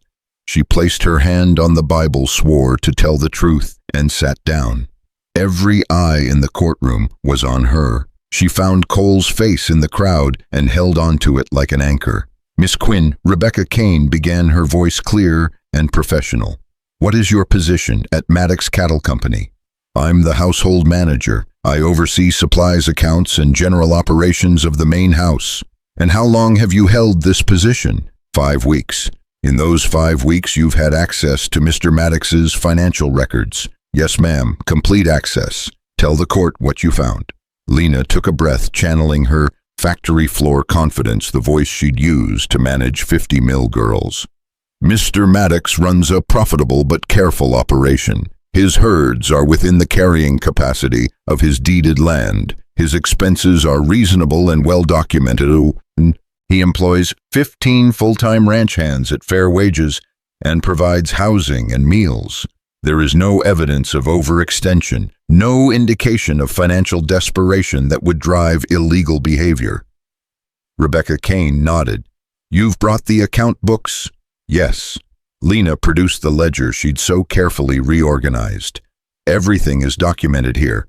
Livestock counts, grazing rotations, water usage, payroll supplies. I can show the court any record they'd like to see. The syndicate's lawyer shot to his feet. Objection, Your Honor. Miss Quinn is not a certified accountant. Her testimony about financial matters is hearsay. Your Honor, Rebecca Kane countered smoothly. Miss Quinn is testifying about records she personally maintained. That's first-hand knowledge, not hearsay. And unless the syndicate wants to argue that their own witnesses who don't live within 20 miles of Maddox land have better first-hand knowledge than someone who lives and works there daily, I suggest they sit down. Judge Holloway's mouth twitched. Objection overruled. Continue, Miss Quinn. Lena continued walking the judge through the accounts, explaining the ranch's operations in clear, simple terms. She showed grazing schedules that proved Cole rotated his herds to prevent overgrazing, water usage logs that documented exactly how much creek water was diverted and when, payroll records showing fair treatment of employees. The syndicate's lawyer tried to shake her during cross-examination. Miss Quinn, isn't it true you were a mail-order bride rejected by her intended husband? Yes. Lena's voice didn't waver. Mr. Edmund Denton, known locally as Eldon Pike, reneged on our agreement. Mr. Maddox subsequently offered me honest employment. So you're grateful to Mr. Maddox? I'm grateful for the opportunity to earn fair wages. Yes. Grateful enough to lie for him. Rebecca Kane was on her feet. Your Honor, but Lena spoke first, her voice cutting across the courtroom like a blade. I don't lie, sir. I spent 6 years in a textile mill where lying about production numbers got people fired or hurt. I learned early that honesty matters more than convenience. Everything I've testified to is documented in those ledgers. If you think I'm lying, prove it. A murmur ran through the courtroom. The syndicate lawyer's jaw tightened. Judge Holloway leaned forward. Do you have proof she's lying, counsel? No, Your Honor, but then sit down. One by one, Rebecca Kane called more witnesses. Martha testified to Cole's fair treatment of employees and his reputation in the community. Silas spoke to proper ranching practices and careful land management. The sheriff testified that Cole Maddox had never been accused of a crime in 20 years, while Crowley's hired guns had racked up charges in 3 counties. And then came the surprise witness. I call Harold Benton to the stand. A man stood from the back of the courtroom, one of Crowley's 4 bought witnesses. He walked to the stand, his face pale, his hands shaking as he placed them on the Bible. Mr. Benton, Rebecca Kane said gently, you previously testified that you witnessed Cole Maddox engaging in illegal activities. Do you stand by that testimony? Benton's throat worked. He looked at Crowley, then at the judge, then down at his hands. No, ma'am, I don't. The courtroom erupted. Judge Holloway banged his gavel. Order, Mr. Benton. Are you recanting your previous statement? Yes, sir. Benton's voice was barely a whisper. I lied. Crowley's lawyer paid me $500 to say I saw things I didn't see. I needed the money. My wife's sick. We got medical bills, but I can't do it. I can't sit here and watch an honest man lose everything because I'm a coward. Crowley was on his feet, his face purple. That man is lying now. He's been bought by Maddox. Sit down, Mr. Crowley, Judge Holloway said coldly. Mr. Benton, do you have proof of this payment? Yes, sir. Benton pulled a bank draft from his pocket. Paid by Crowley Mining Syndicate, deposited 3 days ago. I brought the receipt. Rebecca Kane took the receipt, examined it, and handed it to the judge. Holloway's expression grew darker as he read. Mr. Benton, you understand you've just confessed to perjury. Yes, sir. I'll take whatever punishment comes, but I won't let an innocent man suffer for my mistake. The judge was quiet for a long moment. Then he looked at Crowley's lawyer. Counsel, do your other witnesses wish to revise their testimonies? The 3 remaining witnesses looked at each other, looked at Crowley, looked at the suddenly hostile crowd. One by one, they shook their heads and hurried out of the courtroom. Smart men, Lena thought. Rats leaving a sinking ship. Judge Holloway banged his gavel. I'm calling a recess. Both parties will return in 1 hour. The courtroom emptied in chaos. Lena found herself surrounded by people, neighbors congratulating her, strangers shaking her hand, Martha pulling her into a fierce hug. Cole stood apart, talking urgently with Rebecca Kane, but his eyes kept finding Lena across the room. When they finally reached each other, he took her hands. You were magnificent. I just told the truth. You saved everything. His voice was raw with emotion. Everything, Lena. She squeezed his hands. It's not over yet. But when they reconvened an hour later, it was over. Judge Holloway's ruling was swift and absolute. The water rights belonged to Cole Maddox according to original deeds and proper claim. The syndicate's case was dismissed with prejudice, meaning they couldn't refile. And given the evidence of perjury and witness tampering, Holloway was recommending the territorial prosecutor investigate the syndicate for criminal charges. Furthermore, the judge added, his voice like iron, I'm ordering the Crowley Mining Syndicate to pay all court costs and legal fees for the defense. And Mr. Crowley, if you or any of your representatives set foot on Maddox land without permission, I will personally ensure you spend the next 6 months in territorial prison. Are we clear? Crowley's face was white with rage, but he nodded. Court is adjourned. The courtroom exploded in cheers. People mobbed Cole, shaking his hand, pounding his back. The sheriff arrested the syndicate's lawyer on the spot. Crowley stormed out, his diamond stick pin glinting in the afternoon light, defeated but not destroyed. Lena stood in the chaos, feeling strangely detached. They'd won. The ranch was safe. The water rights secured, but something felt wrong, incomplete. Cole found her in the crowd. We did it, he said, wonder in his voice. We actually did it. We did, Lena agreed. But the unease wouldn't leave. They rode back to the ranch in triumph, the wagon surrounded by celebrating neighbors. Someone had brought whiskey. Someone else started singing. It should have felt perfect. But as they crested the hill overlooking the valley, Lena saw smoke. Not the friendly smoke of cooking fires or forge work. Dark smoke, thick smoke, rising from where the house should be. Cole saw it the same instant. He snapped the reins, sending the horses into a gallop. The wagon thundered down the hillside, leaving the celebrating neighbors behind. Lena clung to the seat, her heart in her throat.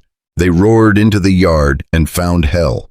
The main house was burning. Not a cooking fire gone wrong. Not an accident. Someone had doused it in kerosene and lit every window. Flames poured from the downstairs, climbed the walls, engulfed the porch where she and Cole had stood together under the stars just last night. The heat was incredible, pushing them back even as they tried to approach, and spray painted on the barn in crude letters, should have sold. The men who'd stayed behind to guard the ranch lay scattered in the yard, but battered, bleeding from head wounds, tied up and helpless. Someone had hit them from behind, multiple attackers professionally done. Cole leaped from the wagon, racing toward the house. The documents, the deeds are in there. Cole, no. Lena grabbed his arm, held him back with all her strength. It's too far gone. Everything's in there, 20 years of records, the original water rights deed, everything. I have copies. Lena shouted over the roar of flames. I made copies last week. They're in the bunkhouse safe. Cole let it go. He stared at her, understanding dawning. You made copies, factory training, always back up critical documents. I put them in Martha's lockbox. For a moment she thought he might cry, or laugh, or both.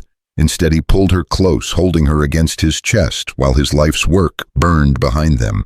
You brilliant, paranoid, perfect woman. The house burned through the night. They formed bucket lines, not to save it, that was impossible, but to keep the fire from spreading to the rebuilt barn, the bunkhouse, the sheds. By dawn, only the stone chimney and foundation remained blackened and gutted, surrounded by ash. Crowley had lost in court, so he'd taken his revenge the old-fashioned way. And looking at the ruins of what had been her first real home, Lena Quinn felt something inside her shift, not break, harden, like steel in a forge. She turned to Cole, her face ash-streaked, her dress ruined, her eyes burning with fury and determination. Rebuild, she said, but not the same, better, stronger, so far beyond what he destroyed that he chokes on it. Cole looked at her, this woman who'd arrived at Redwater Station broken and humiliated, and had somehow become the strongest person he knew. You're not leaving. Leaving? Lena laughed, a sound with no humor but plenty of steel. He burned my home, Cole, our home. I'm not leaving, I'm staying, and I'm making damn sure he regrets every match he lit. Behind them the sun rose over the valley, painting the smoke golden, illuminating the destruction in pitiless detail, but also illuminating the land beyond, thousands of acres of untouched grass water rights, secured cattle grazing peacefully, and a future that refused to burn, no matter how hard James Crowley tried.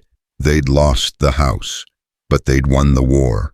And as Cole took Lena's hand and they stood together in the ruins, both of them knew this was only the beginning. Not of the fight, but of building something worth fighting for, something permanent, something theirs. The sheriff arrested 3 of Crowley's hired guns by noon. They'd been stupid enough to celebrate at the saloon, still reeking of kerosene, bragging about the job. 2 more were caught trying to board the eastbound train with suspiciously full saddlebags. By evening, 5 men sat in Redwater's jail, and the territorial marshal was on his way from the capital. But James Crowley himself had vanished. Gone to Denver, someone said, or San Francisco, or back east where men like him could hide behind lawyers and money and never face consequences for the violence they ordered. Cole stood in front of the jail, listening to the sheriff's report, his face carved from stone. He'll come back, Cole said quietly. Men like Crowley always come back. They can't stand losing. Maybe, Sheriff Brennan agreed. But until he does, we've got enough to charge him with arson, conspiracy, and assault. Judge Holloway's already signed the warrant. He shows his face in this territory, he's mine. It was something. Not justice, not yet, but something. Cole returned to the ranch as the sun was setting, painting the valley in shades of amber and purple that made the destruction look almost beautiful. Almost. The blackened foundation of the house squatted like a rotted tooth, smoking gently, a reminder of everything they'd almost lost. But surrounding it, life continued. The men had moved into the rebuilt barn, creating a makeshift bunkhouse in the loft. Martha had commandeered one of the line shacks, turning it into a temporary kitchen. Lena had set up her own quarters in the other line shack, small, rough, but defensible. And already people were talking about rebuilding. Cole found Lena standing at the edge of the ruined foundation, holding the lockbox that contained all their critical documents. She'd been standing there for an hour, Martha had told him, just staring, thinking. Lena. She turned and he saw something in her expression that made him pause. Not grief, not defeat, something fiercer, hungrier. "I've been thinking about the house," she said. "We'll rebuild. Might take a year, but not rebuild. Build." She gestured at the foundation. "This house was built 20 years ago for a bachelor rancher who didn't care about comfort or beauty. That's not us anymore. That's not what we're building." Cole moved to stand beside her. "What are we building?" Lena pulled a folded paper from her pocket, smoothed it out. It was covered in sketches, rough but detailed, showing a house with wide windows, a larger kitchen, multiple bedrooms, a library. "A real home," she said. "Not just for us, for the ranch, for the people who work here. Martha and Silas deserve better than a line shack. The men deserve a proper bunkhouse with real beds and heat." And she hesitated, then pushed forward. "And if we're going to be partners, if we're going to build something that lasts, we need a house that says so. Not a bachelor's cabin, a family home." Cole stared at the sketches, his throat tight. "A family home." "I'm assuming too much," Lena said quickly, folding the paper. "We've never talked about I shouldn't have. Marry me." The words came out hoarse, unplanned, but absolutely certain. Cole took the paper from her hands, set it carefully on a nearby rock, and took both her hands in his. "I was going to wait," he said.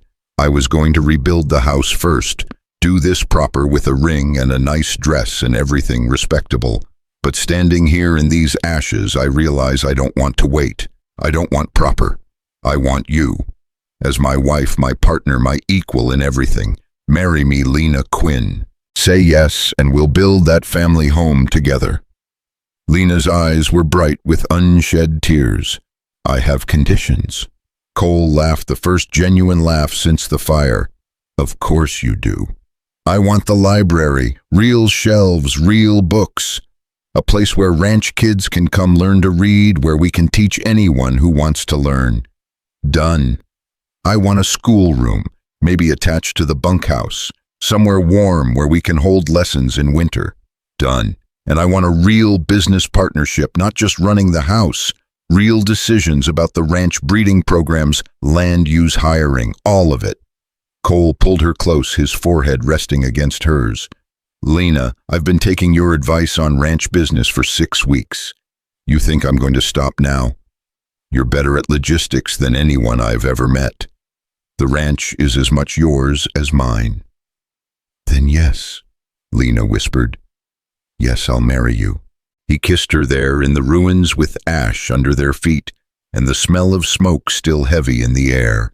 And somehow it felt more real, more solid than any church wedding could have been. They were building something from nothing, from worse than nothing, from destruction, and they were building it together. The next morning, Cole gathered everyone again. "We're getting married," he announced without preamble. "Me and Lena. Soon as we can arrange it, you're all invited."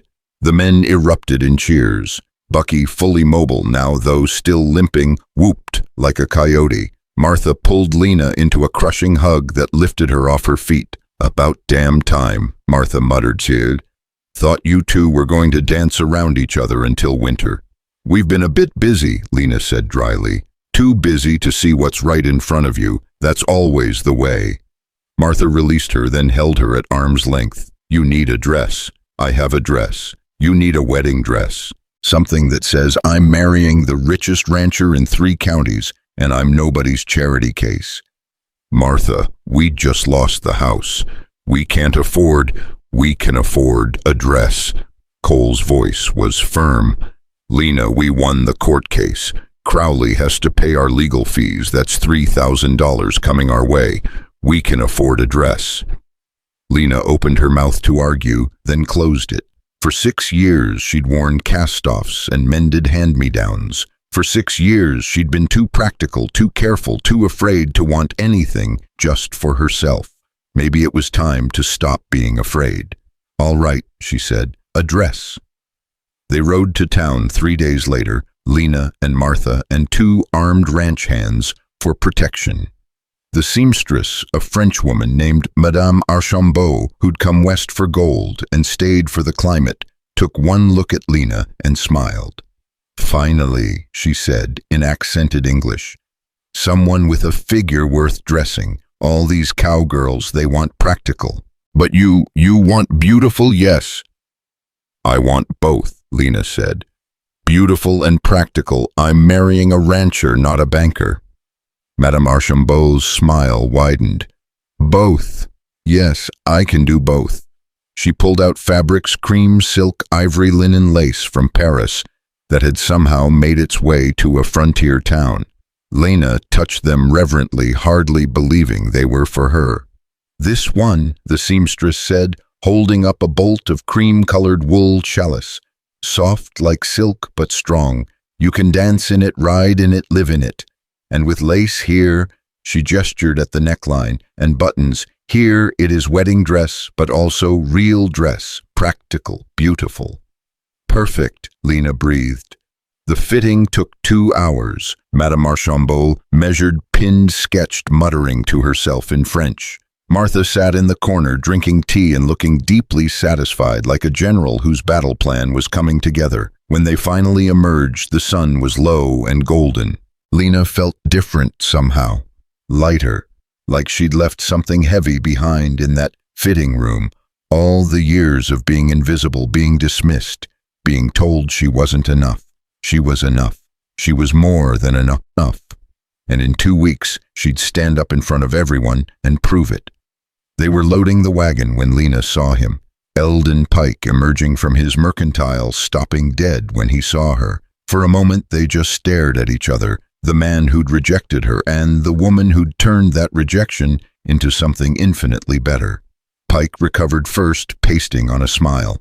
Miss Quinn, I heard about your engagement. Congratulations. Thank you. Lena's voice was cool, polite, empty of emotion. And condolences on the house. Terrible business. If you need anything, supplies, credit, the store is always open. We're fine, Mr. Pike. We have everything we need.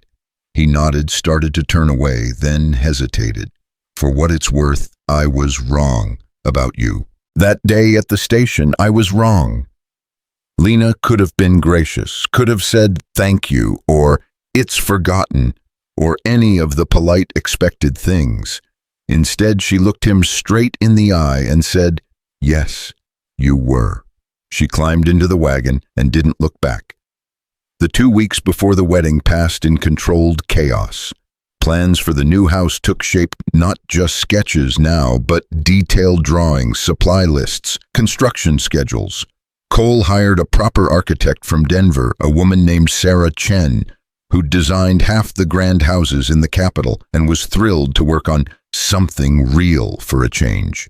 Most of my clients want to impress their neighbors, she told Lena over coffee in the makeshift kitchen. You want to build something that works. That's rare. That's special. They chose a new location for the house, still on the rise overlooking the valley, but farther from the burned foundation. Fresher ground, clean ground, a place unburdened by Crowley's violence. The foundation was laid 6 days before the wedding. The first stone set while Lena and Cole stood together, hands linked, watching their future take solid form. We should put something in there, Lena said suddenly, a time capsule. Something for whoever lives here in 100 years. What kind of something? Lena thought about this. A letter, telling them who we were, what we built, why it mattered. That night she sat at Martha's kitchen table and wrote.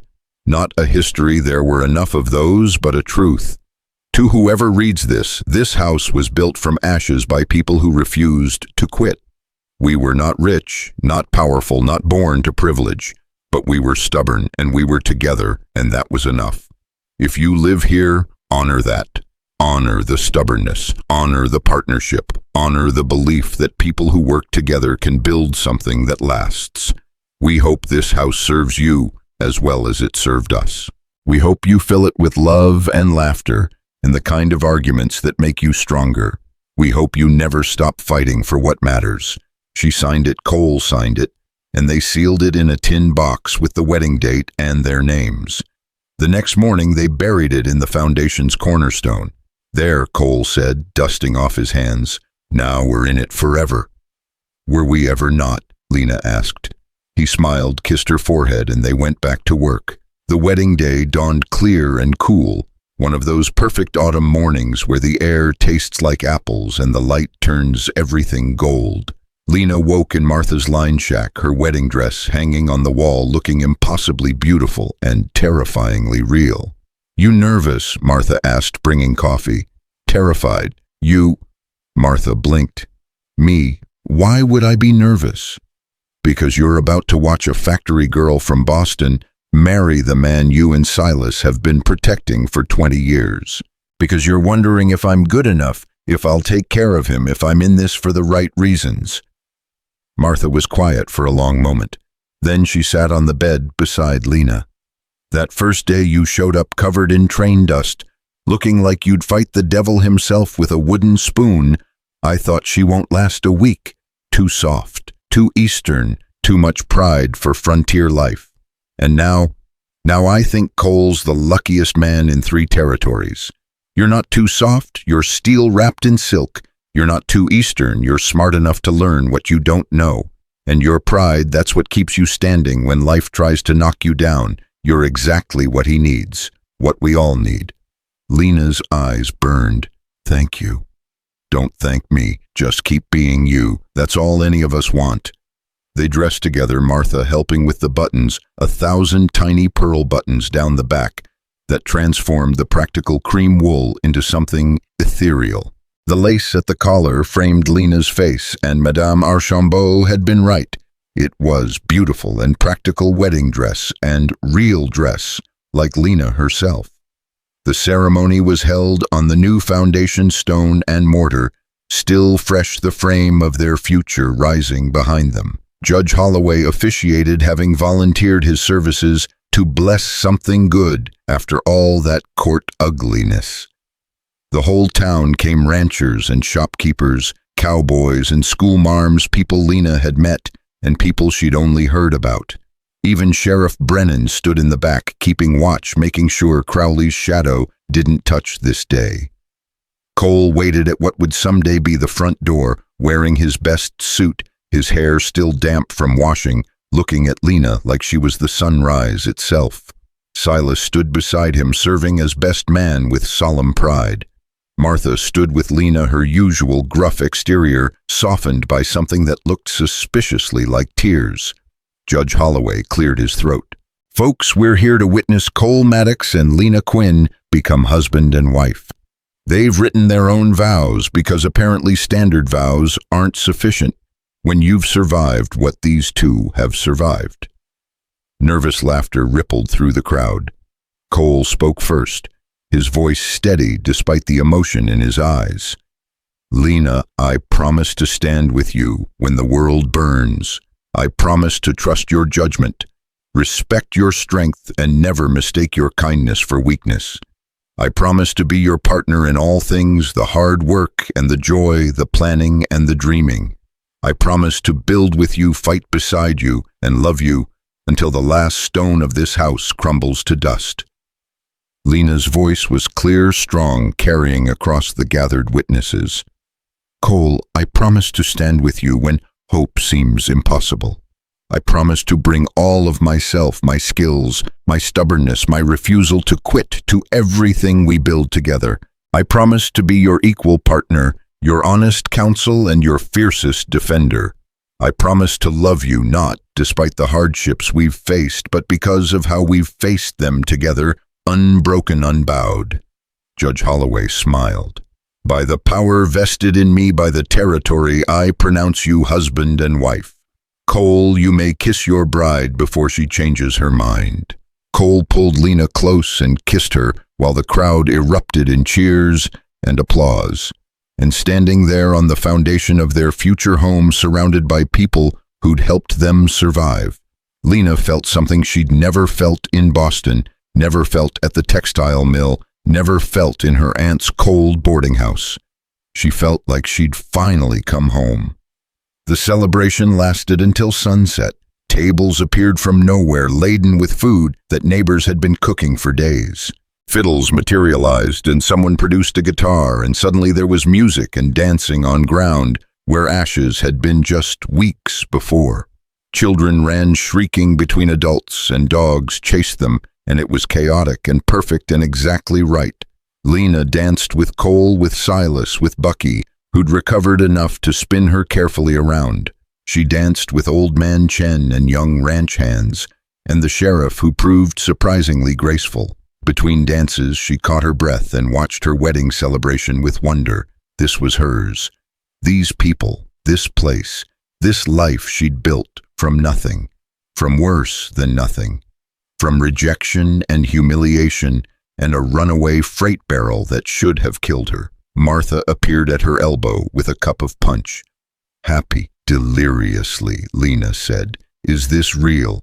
Real as it gets, sweetheart." As the sun touched the western mountains, painting the sky in shades of fire, Cole found Lena at the edge of the foundation. He wrapped an arm around her waist, and they stood together watching the light fade. "I've been thinking," Cole said, "about what comes next. Besides building the house and running the ranch and somehow surviving winter in a line shack." He smiled. "Besides that, I've been thinking about the library and the school. You were serious about that." "Completely. Why?" "Because I've been doing arithmetic. We've got 15 hands, most of them young, most of them barely literate. We've got neighbors with kids who need education. We've got a whole county that could use a lending library and a place to learn. If we're going to do this, we should do it right. Hire a real teacher, buy real books, make it permanent." Lena turned to look at him, searching his face. "That's going to cost money, a lot of money." "We have money, the Crowley settlement, the herd sales savings, and more importantly, we have a reason. My father couldn't read. Worked himself to death on someone else's ranch because he couldn't read contracts, couldn't keep accounts, couldn't defend himself when he was cheated. I swore when I started this place that education would matter here, that nobody would be helpless the way he was. You're giving me a way to keep that promise." Lena felt tears prick her eyes again, happy tears this time. "Then we'll do it, all of it. Library, school, everything. All of it," Cole agreed. He pulled a small box from his pocket. "I was going to give you this during the ceremony, but it didn't feel right with everyone watching. This felt like a private moment." Lena opened the box. Inside was a ring, simple gold, but with tiny words engraved inside the band. She tilted it to catch the last light and read, "Partners in everything." "Cole, it's not fancy. Nothing like what a Boston girl probably dreamed of. It's perfect." Lena slid the ring onto her finger beside the simple band from the ceremony. "It's absolutely perfect." They stood together as stars began appearing one by one in the darkening sky. Behind them, the party continued, people laughing and singing and celebrating. Ahead of them, the valley spread dark and peaceful, their land, their home, their future. "No regrets?" Cole asked quietly. Lena thought about the train platform, the humiliation, the terror of starting over. She thought about burned houses and court battles and nights standing guard with a Winchester. She thought about every hard, brutal moment that had brought her here. "Not one," she said, "not a single one." 5 days later, a wagon rolled into the ranch yard. Lena was in the temporary kitchen working on supply orders when Martha called out, "Lena, you've got visitors." Something in Martha's voice made Lena set down her pen and walk outside. The wagon was worn, patched clearly, well-traveled. And climbing down from the driver's seat, moving with the careful stiffness of someone at the end of their resources, was Eldon Pike. Beside him, a woman held an infant. She looked exhausted, scared, and far too young to be as worn down as she appeared. Lena froze. Cole, working on the foundation nearby, saw the wagon and walked over his hand, instinctively moving to the gun belt he now wore constantly since the fire. Pike saw the gesture and raised his hands. "I'm not here to cause trouble. I need help." "You need help." Cole's voice was flat dangerous. "From us. I know how it sounds. I know what I did, but—" Pike's voice cracked. "The mercantile failed. Creditors took everything. We've been on the road for 3 weeks. My wife's sick, the baby's sick, we're out of money and out of options. I'm begging, please, just enough to get us to her family in Kansas." The woman, Pike's wife, looked at Lena with desperate, pleading eyes. The baby in her arms was too quiet, too still. Every instinct screamed at Lena to refuse. This was the man who'd humiliated her, rejected her, tried to pay her off like a transaction gone wrong. He deserved nothing, less than nothing. But the baby, the wife, they'd done nothing wrong except marry a fool. Lena looked at Cole. He met her eyes and she saw her own conflict reflected there. Justice said, turn them away. Mercy said, help them. Which was stronger? Bring them inside, Lena said quietly. Feed them, then we'll talk. Pike's eyes widened. You're helping us. I'm feeding a sick baby and a woman who needs rest. What happens after that depends on what you say next. They brought the Pikes into the makeshift kitchen. Lena warmed milk for the baby, made soup for the adults, and watched while they ate with the desperate efficiency of people who'd been hungry too long. Cole sat silent, arms crossed, radiating threat. When they'd finished, when the baby was sleeping and Pike's wife was dozing by the fire, Lena sat across from Eldon Pike and waited. I was wrong, he said finally. That day at the station, I was looking for convenience, not a person. I wanted a wife who'd run my store and keep my house and not ask questions or have opinions. You looked at me like you saw me, like you'd have opinions and questions and demands. It scared me, so I ran. And now, Lena's voice was neutral, now I've lost everything because I couldn't face partnering with a strong woman. My store failed because I made bad decisions and had nobody to stop me. My wife married a coward who couldn't admit when he needed help. Pike's hands shook. I'm not asking for forgiveness, I'm asking for mercy. For them, not me. Lena looked at this broken man, this fool who'd once held the power to destroy her future, now powerless and begging. She could refuse, could turn them out, could let him face the consequences of his choices. But she thought about the baby, innocent and sick, about the wife who'd done nothing wrong, about the kind of person she wanted to be, not the person Boston had tried to make her, not the person Pike had assumed she was, but the person she'd chosen to become. Cole, she said, check their wagon, see what needs fixing. Cole's eyebrows rose, but he nodded and went outside. Lena turned to Pike. Here's what's going to happen. We'll fix your wagon. We'll pack you food and supplies, enough to reach Kansas. We'll give you $50 cash, which you'll repay when you're able. And in exchange, you're going to do something for me. Anything, Pike said desperately. You're going to remember this. Remember what it feels like to be helpless, to need mercy, to depend on the kindness of someone you wronged. And the next time you have power over someone, employee, customer, partner, you're going to treat them like a person, not a convenience. You're going to be better than the man who stood on that train platform.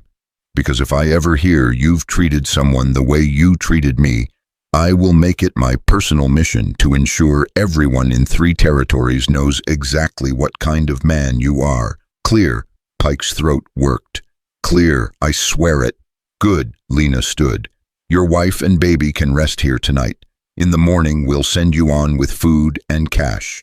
And Eldon, she waited until he looked up. You wanted a convenience.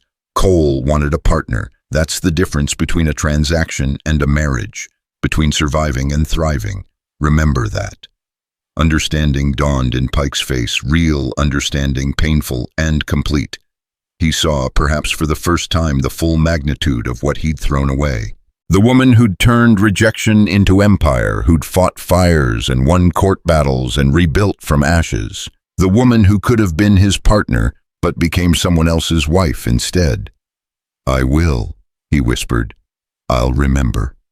The next morning, Cole and the hands repaired the Pike wagon, replacing a cracked axle and greasing the wheels. Martha packed a week's worth of food, and Lena counted out $50 in carefully wrapped bills, making Pike sign a promissory note, not for legal enforcement, but for his own pride. As the Pikes prepared to leave, the wife, her name was Sarah, Lena had learned, approached her privately. I heard what he did to you, Sarah said quietly. At the station, I'm sorry. If I'd known what kind of man he was before we married. He can still become a better man, Lena said. If he chooses to, help him choose that. Sarah nodded, tears in her eyes, and climbed into the wagon. Lena and Cole stood together watching the Pikes roll out of the yard and turn east toward Kansas and whatever future they could salvage. "You gave them grace," Cole said. "After everything, you gave them grace." "I gave them a chance," Lena corrected. "Same as you gave me. That's what partnership means, lifting people up when they're down, even when they don't deserve it. Especially when they don't deserve it." Cole pulled her close, kissed the top of her head. "Have I mentioned you're the best decision I ever made?" "Frequently, but I don't mind hearing it again." They walked back to the foundation together, hands linked, ready to face whatever came next. The house was rising board by board. The library plans were drawn. The school would open by spring. And somewhere on a road to Kansas, Eldon Pike was learning what Lena Quinn had always known, that the truest measure of a person wasn't what they demanded from the world, but what they built with their own 2 hands and an open heart. Behind them, the sun climbed higher, warming the valley, turning the new stones of the foundation golden, and in that light, everything they'd survived. The rejection, the fires, the violence, the loss, transformed into something else. Not obstacles, foundations. The bedrock on which they'd built something that would last long after the last ember of Crowley's revenge had cooled to ash. They were building a home, a life, a legacy, and it was enough. It was more than enough. It was everything. Winter came early that year, sweeping down from the mountains with snow that turned the valley into something from a fairy tale. The house rose steadily despite the cold. Cole had hired extra crews, paying premium wages to work through the weather, determined to have at least the shell completed before spring. By Christmas, the roof was on. By New Year's, the windows were in. And by the time the first crocuses pushed through melting snow in March, the Maddox house stood complete. It was everything Lena had sketched and more. 2 stories of honey-colored stone and timber with a wraparound porch that caught both sunrise and sunset. The library occupied the entire east wing, floor-to-ceiling shelves, already filling with books ordered from Denver and San Francisco and even New York. A schoolroom attached to the redesigned bunkhouse, complete with desks, a blackboard, and a wood stove that could keep 20 children warm through the coldest days. And in the master bedroom, windows that looked out over the valley where cattle grazed and horses ran, and the future spread like a promise. They moved in on a Tuesday, carrying boxes and furniture from the line shacks where they'd spent the winter. It felt surreal walking into a house that existed because they'd refused to quit, because they'd turned ashes into architecture, defeat into determination. That first night, they ate dinner at the new kitchen table, massive oak big enough to seat 20 with just the 2 of them, and Martha and Silas. The house felt too big, too empty, waiting to be filled with life and noise and the chaos of actually living. "It's beautiful," Martha said, her gruff voice softened by emotion. "You 2 did something extraordinary here." "We all did," Lena corrected. "Every person who helped rebuild, every neighbor who brought supplies, every hand who kept working when things looked impossible. This house belongs to all of us." Cole raised his glass. "To community, to stubbornness, and to the woman who taught me that the best victories are the ones you build, not the ones you win." They drank to that, and then to a dozen other things, to spring to new beginnings, to the future they'd earned with blood and sweat, an absolute refusal to break. Later, alone in their bedroom, Lena stood at the window watching moonlight silver the valley. Cole came up behind her, wrapped his arms around her waist, and they stood together in comfortable silence. "Do you ever think about that day?" Cole asked quietly. "The train platform." "Every day," Lena admitted, "but not the way you'd think. I don't think about the humiliation anymore. I think about the freight barrel, about how if it had hit me, none of this would exist. No house, no partnership, no us. Strange how close we come to missing our entire lives. The barrel didn't hit you. I caught you, and you've been catching me ever since."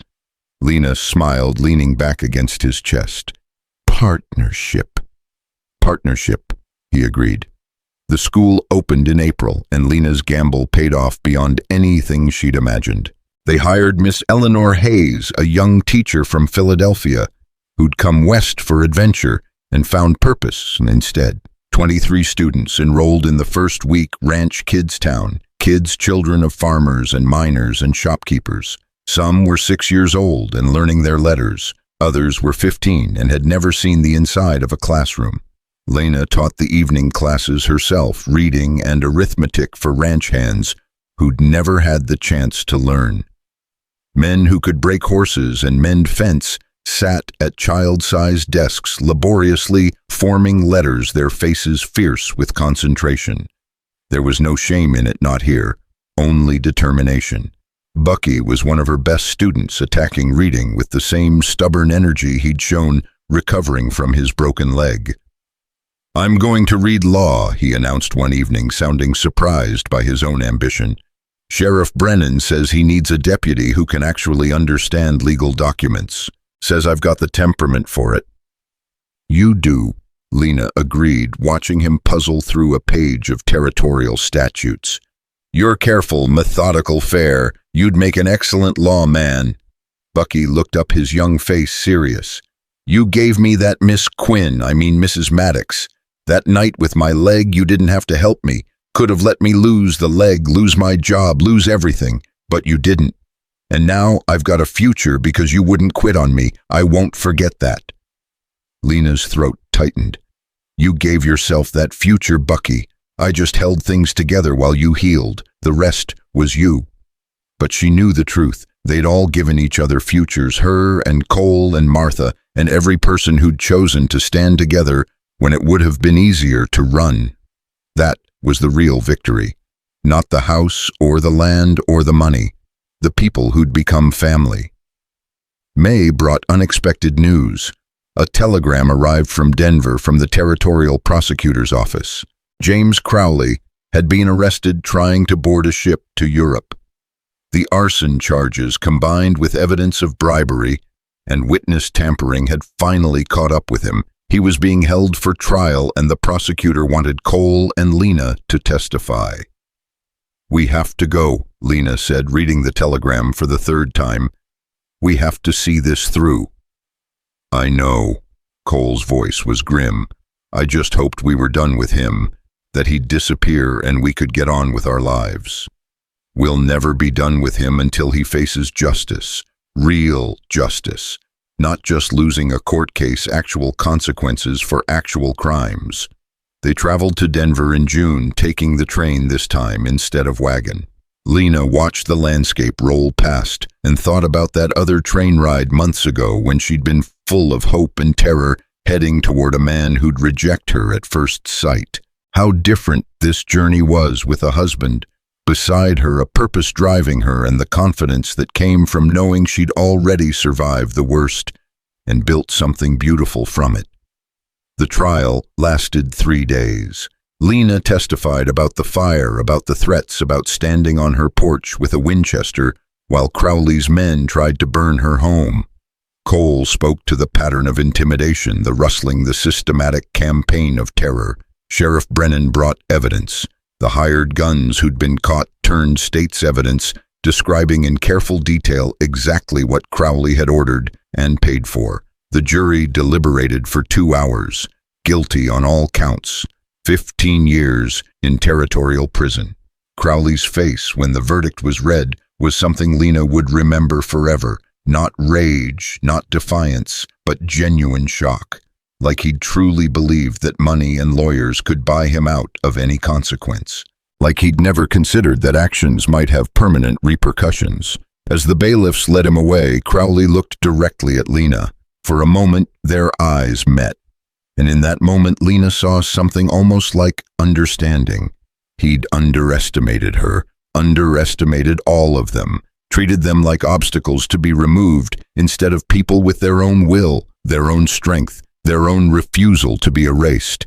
That had been his fatal mistake, and now he'd spend 15 years learning the lesson. Outside the courthouse, Cole pulled Lena into a fierce embrace. "It's over," he said, his voice rough with relief and exhaustion. "It's finally over."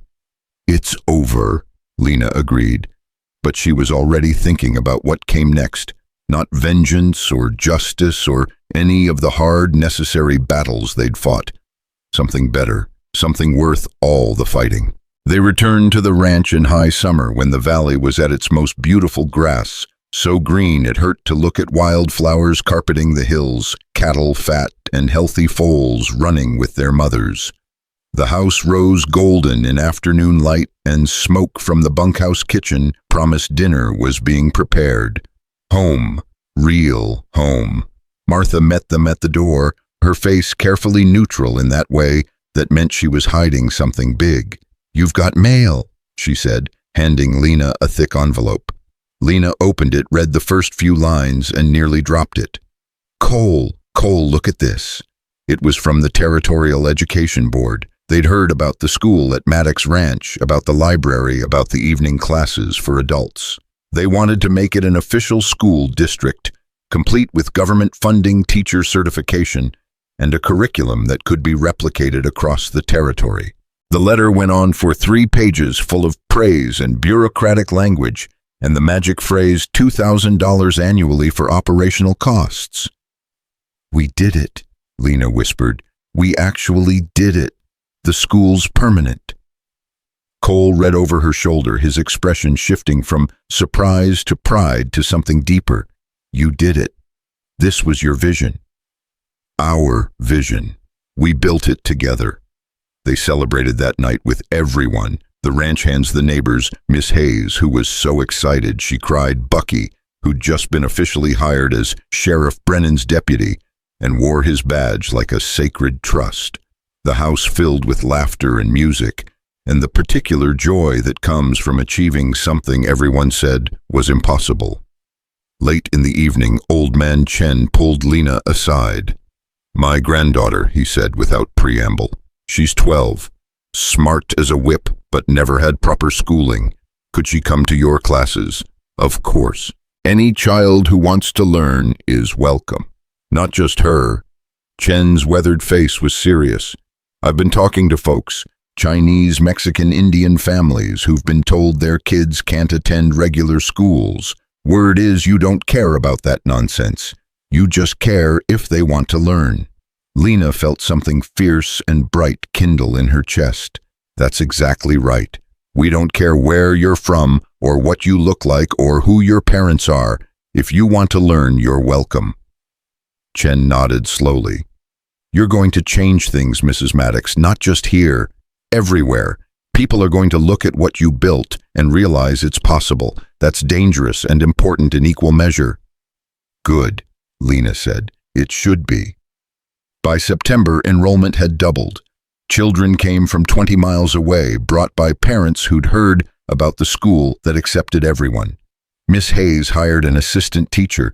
The library's collection grew to over 500 books, and the evening classes expanded to include not just reading and arithmetic, but bookkeeping, contract law, and practical skills that could help working people defend themselves in an economy designed to exploit them. Lena looked at what they'd created and felt something like awe. She'd come here with nothing, less than nothing, and now she was changing lives, opening doors, giving people the tools to build their own futures. One evening in October, exactly 1 year after she'd stepped off the train at Redwater Station, Lena walked to the old foundation where the burned house had stood. Wildflowers had reclaimed it, turning the scarred ground into a meadow of purple asters and golden black-eyed Susans. Beautiful things growing from ashes. She heard footsteps and turned to find Cole approaching, carrying 2 cups of coffee. He handed her one and stood beside her looking at the flowers. "I was thinking," he said, "about what we talked about family." Lena's heart skipped. And I think this house is ready. The school's established, the ranch is stable. We've got enough hands to cover any emergency. If we want, I think we're ready." Lena set down her coffee and took both his hands. "I'm pregnant. Cole's eyes went wide. You're how long? 2 months, maybe 3. I wasn't sure, and then I was sure, and I wanted to wait until things were settled. Until we knew Crowley was locked away, and the school was funded, and everything was... She laughed slightly hysterical. I'm sorry, I should have told you immediately, Cole kissed her, cutting off the nervous rambling. When they broke apart, he was grinning so wide it looked painful. We're having a baby. We're having a baby, Lena confirmed, and felt her own smile match his. They stood there in the wildflowers on the foundation of the old burned house and looked up at the new house glowing in the sunset light, their home, their future, soon to be filled with more than just the two of them. Boy or girl, Cole asked. I don't care, as long as they're stubborn. We're going to need stubborn. Well, between your stubbornness and mine, I think we've got that covered. The baby came in April, a boy born during a late spring snowstorm that turned the valley into white silence. They named him James after Cole's father, who'd worked himself to death without ever learning to read. James Cole Maddox, who would grow up surrounded by books and learning and people who believed education was a right, not a privilege. 2 years later, a daughter followed Eliza with her mother's dark hair and her father's steady eyes. The house filled with noise and chaos and the particular exhaustion of young parents who wouldn't trade it for anything. The school continued growing. Miss Hayes married a local rancher and stayed on, bringing her own children to the classroom. Bucky became sheriff when Brennan retired, and he kept his promise, enforcing law, fairly reading every statute, carefully becoming exactly the kind of lawman the territory needed. Martha and Silas moved into one of the larger rooms in the main house, becoming surrogate grandparents to James and Eliza, spoiling them with stories and cookies and the kind of fierce love that had no blood relation but was family nonetheless. The library became legendary. People came from hundreds of miles away to borrow books, to research, to simply sit in a room surrounded by knowledge freely given. Lena started a lending program, boxing up books and shipping them to remote ranches and mining camps, spreading literacy like seeds across the territory, and the ranch prospered. Cole's careful breeding program produced cattle that sold at premium prices. The land properly managed supported larger herds without overgrazing. The partnership between Cole's practical experience and Lena's organizational genius created something more efficient, more profitable, more sustainable than either could have built alone. 5 years after that terrible day at the train station, Lena stood on the porch of her home watching her children play in the yard.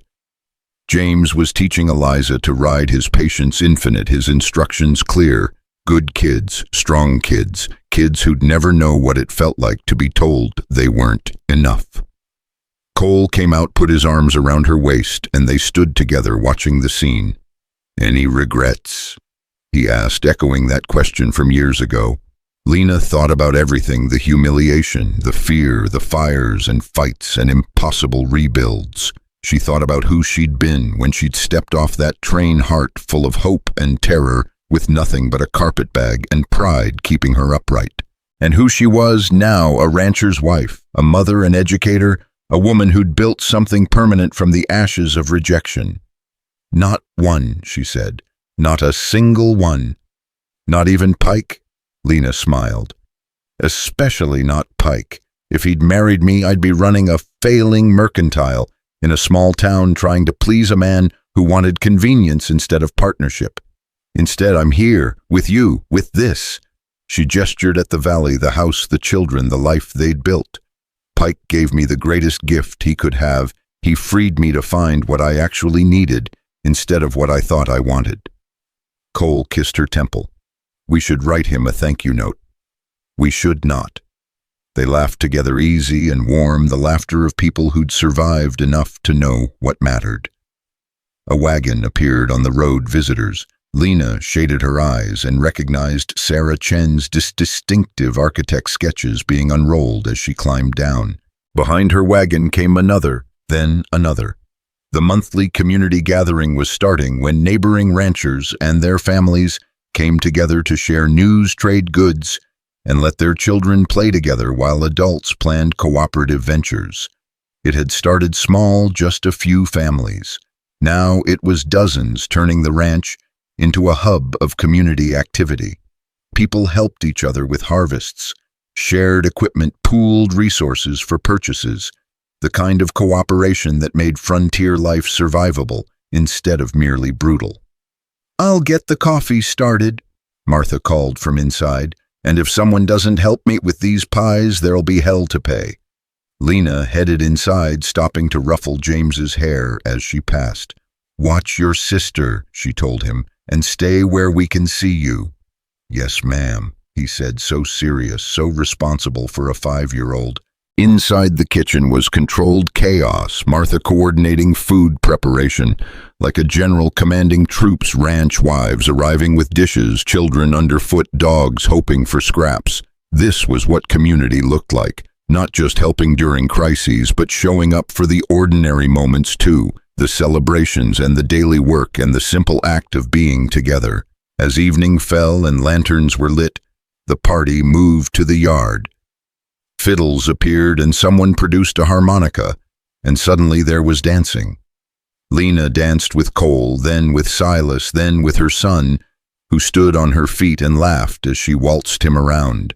She danced with neighbors and ranch hands, and even old man Chen, who proved surprisingly spry despite claiming his dancing days were behind him. Between dances, she caught her breath and found herself standing near the library windows, watching people inside, young and old, reading together, discussing books, arguing friendly about interpretations. Light spilled out into the darkness, warm and welcoming, a beacon of everything they'd built. Quite a sight, isn't it? Lena turned to find a woman she didn't recognize, middle-aged, well-dressed, with the careful manner of someone used to being taken seriously. "I'm sorry, have we met?"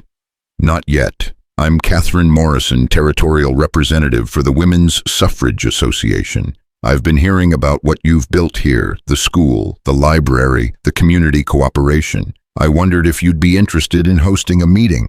We're trying to get the vote extended to women territory-wide. Having a place like this with your reputation would help considerably." Lena felt something fierce and bright kindle in her chest. Yes, absolutely yes. When?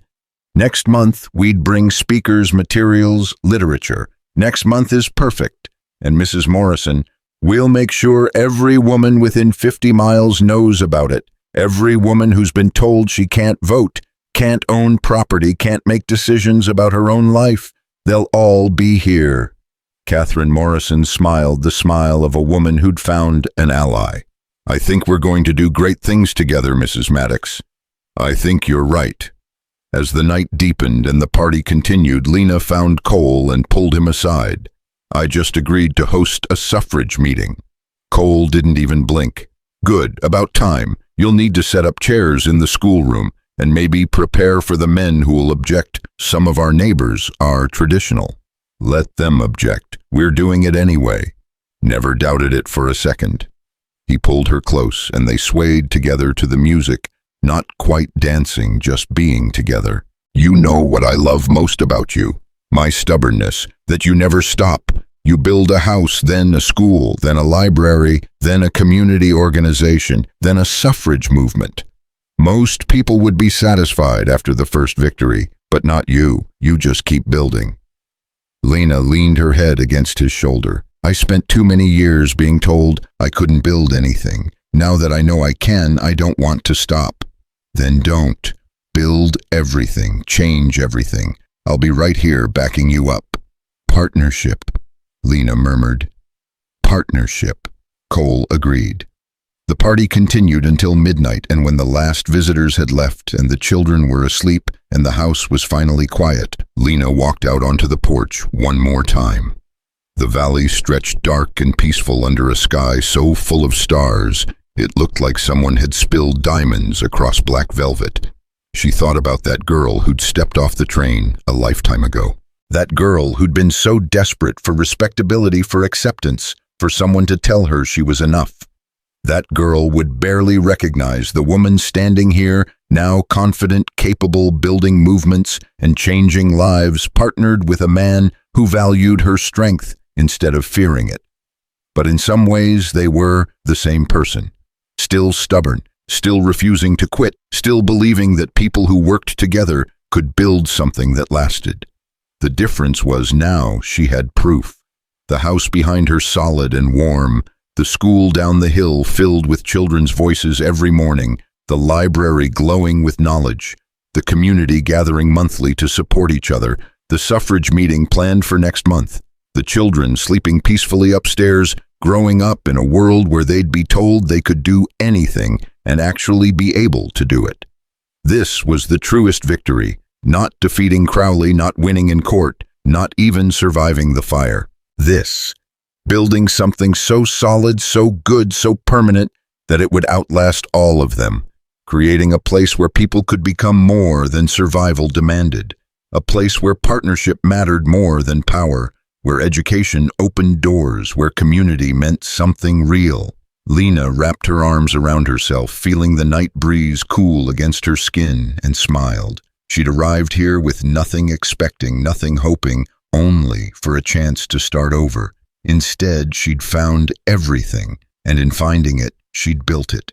For herself, for Cole, for their children, for every person who walked through their doors, looking for learning or opportunity, or simply a place where they'd be valued for who they were, instead of dismissed for who they weren't. Behind her, the door opened. Cole stepped out carrying a blanket. He wrapped it around her shoulders and stood beside her, their bodies fitting together the way they always had, perfectly naturally, like two pieces designed for exactly this purpose. "Come to bed," he said quietly. "Tomorrow's coming early." "Tomorrow always does," Lena agreed, but she took one more moment breathing in the night air, looking at the stars, feeling the solid boards of the porch beneath her feet. Tomorrow would bring new challenges, new opportunities, new things to build. The suffrage meeting, James's birthday, the spring planting, 100 ordinary moments that added up to an extraordinary life. She was ready. She was always ready, because she'd learned the secret that Eldon Pike and James Crowley and every other man who'd underestimated her had never understood. The strongest thing a person could build wasn't walls or wealth or power over others. It was partnership, community, a life based on mutual respect and shared work, and the absolute refusal to accept that any person was less valuable than any other. That was what lasted. That was what mattered. That was what she and Cole had built stone by stone, day by day, from the ashes of the worst day of her life. And standing on the porch of the home she'd created with her husband beside her and her children sleeping safely, and her community thriving and her future stretching limitless as the western sky. Lena Quinn Maddox felt something she'd never quite felt before. Complete, certain, home, not because someone had given her these things, but because she'd built them with her own two hands and an open heart and a stubbornness that wouldn't quit even when the world burned. She'd been called a mail-order bride, rejected and humiliated. A millionaire rancher had called her mine before she ever left town.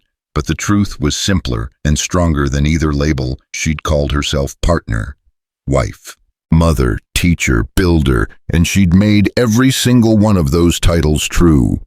The stars wheeled overhead constant and distant. The valley slept dreaming of spring, and Lena Quinn Maddox walked inside with her husband, closed the door on the night, and went to meet whatever tomorrow brought.